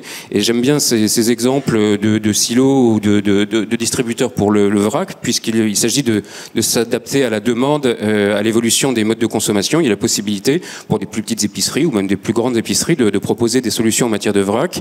La consommation nomade et hors foyer, alors avec un exemple de chromatogénie avec le gobelet ou des barquettes, ou pour pouvoir trouver des alternatives au plastique. Mais il y a d'autres solutions d'ailleurs. Les producteurs proposent des inductions différentes. Il y a un certain nombre de producteurs qui ont leurs propres propositions sur le marché. Il y a le e-commerce aussi avec différents enjeux. Le e-commerce avec la facilitation du geste de tri, c'est le complément de la collecte. C'est-à-dire que si on veut bien collecter, il faut aussi rendre plus facile le geste de tri. Et là, ça fait partie de l'innovation en améliorant et en facilitant les découpes, les mises à plat, permettre aussi des calages intégrés pour éviter d'avoir différents types de matériaux, parce que si le citoyen met du polystyrène avec le carton et que ça part dans la filière carton, mais il sera perdu pour la cause. Donc autant faire en sorte d'avoir, par exemple, de la cellulose moulée en tant que calage. Optimiser le volume, c'est un enjeu. Vincent l'a rappelé, il y a en plus des échéances, des obligations réglementaires qui arrivent. Et puis on voit bien que c'est très vite repris sur les réseaux sociaux. Dès que vous avez avez un emballage surdimensionné, du e-commerce avec un emballage trop grand. Et là, il y a des innovations qui sont intéressantes aussi parce que c'est des technologies anciennes qui retrouvent de nouvelles utilisations comme le gaufrage, cette enveloppe-là qui peut remplacer les enveloppes à bulles tout en étant recyclable. Et donc, c'est de belles innovations, je trouve. Après, il y a des choses aussi qui sont un peu plus connues et qui sont maintenant sur le marché, mais qui sont des choix à faire par les marques, parfois avec un petit peu de défi au début pour la mise en œuvre, un peu plus de complexité et des habitudes à prendre. Mais j'aime bien l'exemple du Petit Beurre de Luc qui a eu un Oscar, parce que c'est un vrai changement. Puis il y a des choses qui sont des sauts à faire. Vincent l'évoquait, hein, de changer les habitudes du consommateur, prendre ce risque. On ne voit plus les pâtes chez Barilla et pourtant ça fait un petit peu moins de plastique, mais une belle photo peut faire l'affaire et ça évite du coup d'avoir des matériaux additionnels qui arrivent dans le procédé de recyclage de papier carton mais qui ne sont pas adaptés et qui vont être élimités nécessairement. Et puis des propositions qui sont un peu en lien avec ce qui était évoqué tout à l'heure sur les films de regroupement qui sont questionnés par PPWR. Il y a des alternatives pour pouvoir transporter des bouteilles et offrir une même fonctionnalité aux citoyens. Alors, un des enjeux clés, c'est la recyclabilité. Yann, comment tenir compte ? Oui, je voulais juste faire un petit peu de pédagogie. Excusez-moi, les images sont peut-être pas les plus belles et surtout qu'on approche du déjeuner. Voilà, il faut se plonger dans cette réalité-là. Mais c'était juste pour vous rappeler que le procédé de recyclage, fondamentalement, il est très simple pour le papier carton. Il s'agit de tremper. Si vous avez pris une feuille dans votre vie, que vous l'avez déjà mise dans l'eau ou voilà, que vous voyez que ça se désagrège, et c'est ça le recyclage. C'est-à-dire que vous récupérez la fibre et cette fibre, vous la mettez en suspension et ça produit une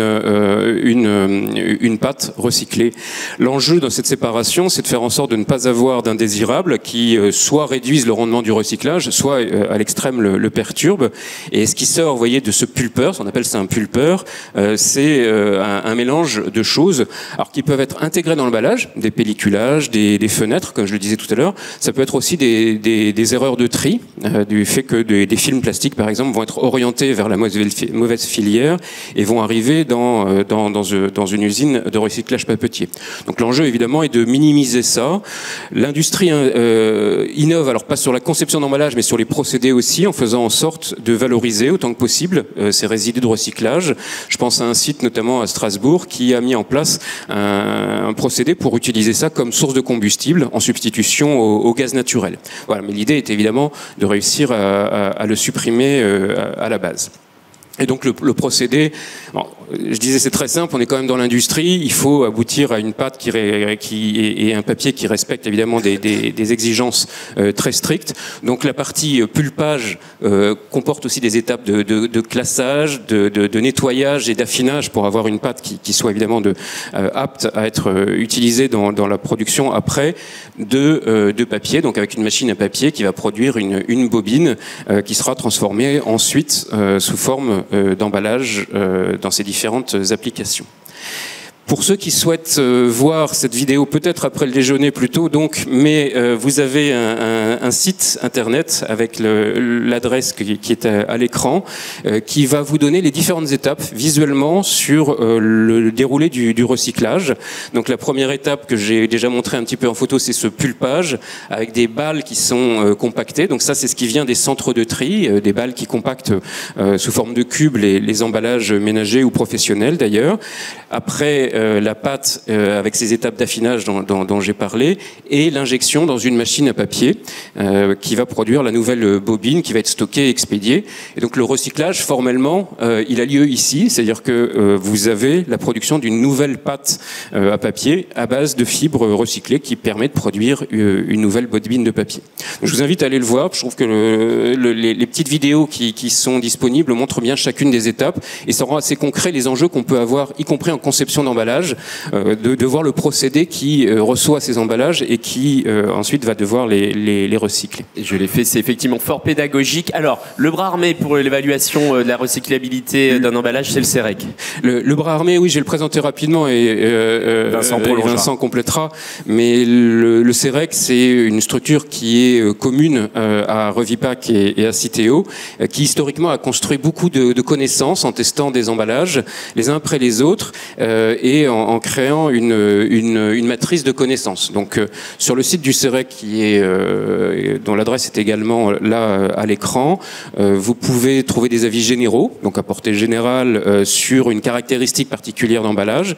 Vous avez aussi des avis techniques qui sont des exemples concrets d'emballage pour lesquels des avis ont été demandés et dont une grande partie sont en ligne. Donc il y a plus de 300 références qui vous permettent de retrouver peut-être ce à quoi vous avez, ce que vous souhaitez mettre en œuvre pour voir s'il y a déjà eu des antécédents en matière de test, un guide et puis une matrice de recyclage qui ressemble un petit peu à ce que l'on doit imaginer pour l'avenir. Donc reste à voir comment tout ça pourra s'intégrer dans les projets qui vont être issus du PPWR, avec déjà une logique de vert, orange, rouge qui vous permet de savoir si telle ou telle caractéristique ou élément de conception de votre emballage a priori est bienvenu ou pas. Et ça vous permet de faire un peu de cette logique du PPWR déjà, d'avoir une info a priori, de pouvoir consulter la littérature existante, les bases de données, et puis aller dans l'étape suivante si c'est nécessaire, s'il n'y a pas déjà cette connaissance existante, pour réaliser un test si c'est nécessaire, ou demander un avis au CEREC pour le cas particulier de votre emballage. Alors pour conclure, Yann. Oui, pour conclure, les enjeux pour nous, c'est d'améliorer encore la performance de la collecte sélective. Comme je vous l'ai dit, on a plus de 90% de taux de recyclage pour les emballages professionnels, mais 67% seulement pour les emballages ménagers. Donc il y a vraiment toujours à entretenir, développer le geste de tri. Les marques, pour ça, sont aussi importantes parce que c'est elles qui donnent aussi l'information à leurs consommateurs, faciliter la collecte, optimiser le tri et assurer la qualité des matériaux triés. Ça, c'est un point important parce que effectivement, le recyclage sera plus performant s'il n'y a pas des matériaux additionnels qui ne seraient pas inutiles ou qui seraient en quantité excessive. Donc c'est dans nos recommandations de recyclabilité, évidemment, c'est de ne pas remettre en cause la fonctionnalité de l'emballage et qu'il joue son rôle, mais dès lors qu'il y a des inductions, des pelliculages ou des choses comme ça, faire des tests pour être sûr qu'on va vraiment à la quantité strictement nécessaire pour pas que ça aille ensuite vers un site de recyclage où ça doit être éliminé et donc avoir des ressources utilisées inutilement. L'autre enjeu, c'est mettre en œuvre le PPWR. Je vais pas rentrer dans le détail. Les enjeux sont devant nous. Il y a quand même pas mal de questions et Vincent les a très bien présentées tout à l'heure. Et puis la performance environnementale du recyclage, c'est un point que j'aime bien mentionner parce qu'il n'est pas visible. C'est pas la conception de l'emballage parce qu'on réduit son grammage ou son poids ou son volume, mais c'est tout simplement les usines elles-mêmes qui investissent. Dans l'industrie papetière, il y a un développement très fort pour investir dans des chaudières biomasse, par exemple, en alternative à des combustibles fossiles. Je citais l'exemple à Strasbourg d'une chaudière CSR. Il y a tout récemment aussi une usine DS Smith en Picardie qui a mis en route une usine, une chaudière biomasse. Il y a un investissement de 250 millions d'euros aussi chez Norske Skog à Golbey. Donc vous voyez, c'est des cas très concrets et c'est des montants extrêmement importants pour réduire donc l'impact carbone du procédé de recyclage et de la production du papier lui-même qui pèse lourd dans le bilan environnemental du matériau. Et puis toujours évidemment l'éco-conception de l'emballage, plus léger, plus recyclable et toujours performant dans les fonctionnalités que l'on attend de leur part. Entendu Yann, effectivement de quoi améliorer la CV des emballages papier carton. Merci, vous pouvez l'applaudir pour cette présentation que nous allons prolonger avec Vincent notamment. Alors le CEREC et les normes effectivement sur lesquelles vous travaillez. Oui, c'était pour reboucler avec ce que je disais sur l'introduction sur les travaux européens, parce qu'on a reparlé du CEREC, donc Yann l'a expliqué. En attendant que le slide vienne, mais je peux le faire à l'oral. Je m'en occupe. Donc on a au niveau français, on va regarder est-ce que l'emballage, comment il se comporte au tri. L'enjeu n'est pas de voir est-ce que les centres de tri, et Yann le disait très bien, est-ce qu'ils veulent bien le trier ou est-ce qu'ils veulent pas le trier. En fait, si c'est plutôt une question de technico-économique, est-ce que c'est faisable de trier l'emballage ou pas. Et si ça l'est, après c'est le job de Citeo, des opérateurs de le mettre en place. Et donc on va regarder est-ce que ça se trie ou pas. Typiquement, un sujet qu'on a identifié assez rapidement, c'est les cartons qui sont métallisés sur les deux faces. Tiens, il y avait une photo de saumon tout à l'heure. C'est typiquement ça, on en trouve aussi dans la cosmétique. Là, technico-économiquement, on ne trouve pas la solution pour le trier correctement. Il faut arriver à avoir une métallisation que d'un côté, si on veut avoir une chance de capter cet emballage-là. C'est un problème de tri. Donc ça, on va l'intégrer. Et puis après, donc ça c'est plutôt le COSET, c'est un autre comité qui travaille sur le tri. Et puis ensuite, on va regarder avec le CEREC.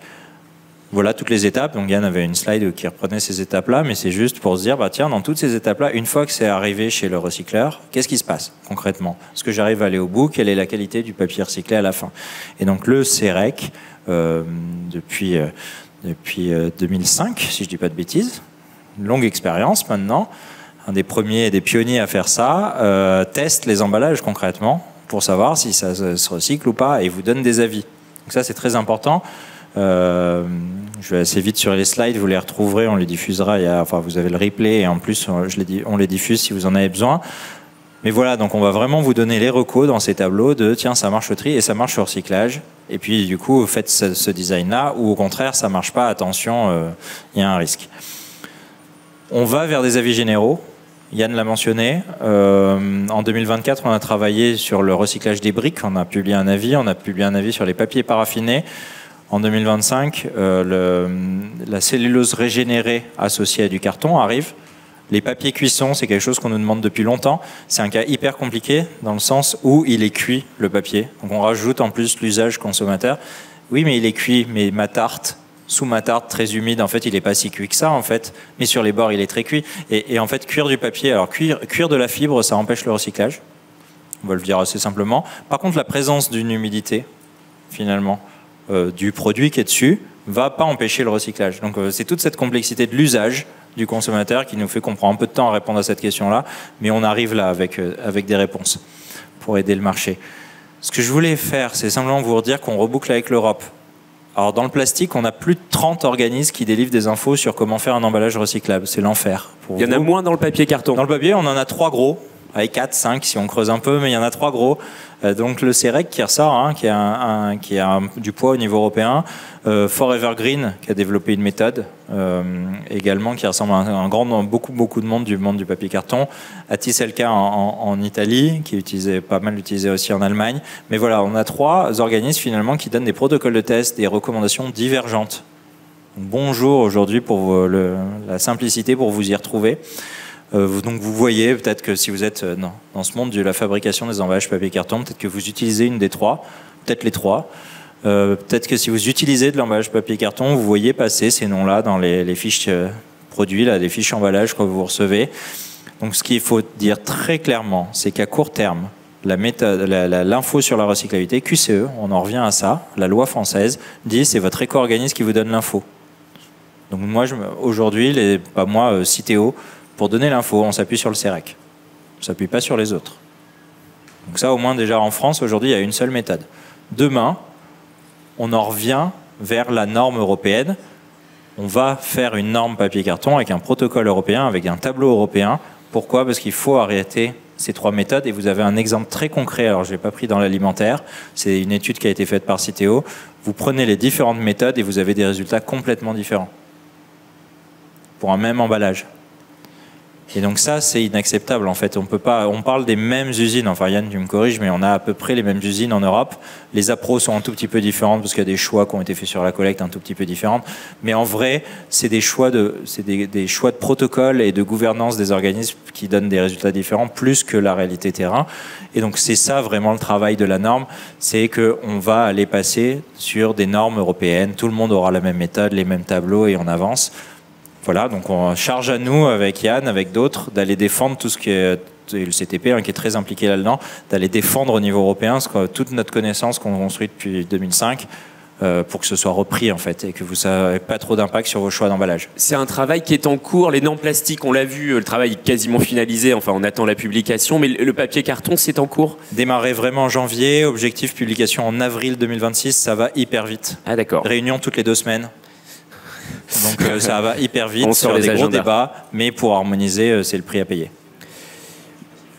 Merci. Alors Yann, juste une courte précision. Oui, ça fonctionne, allez-y.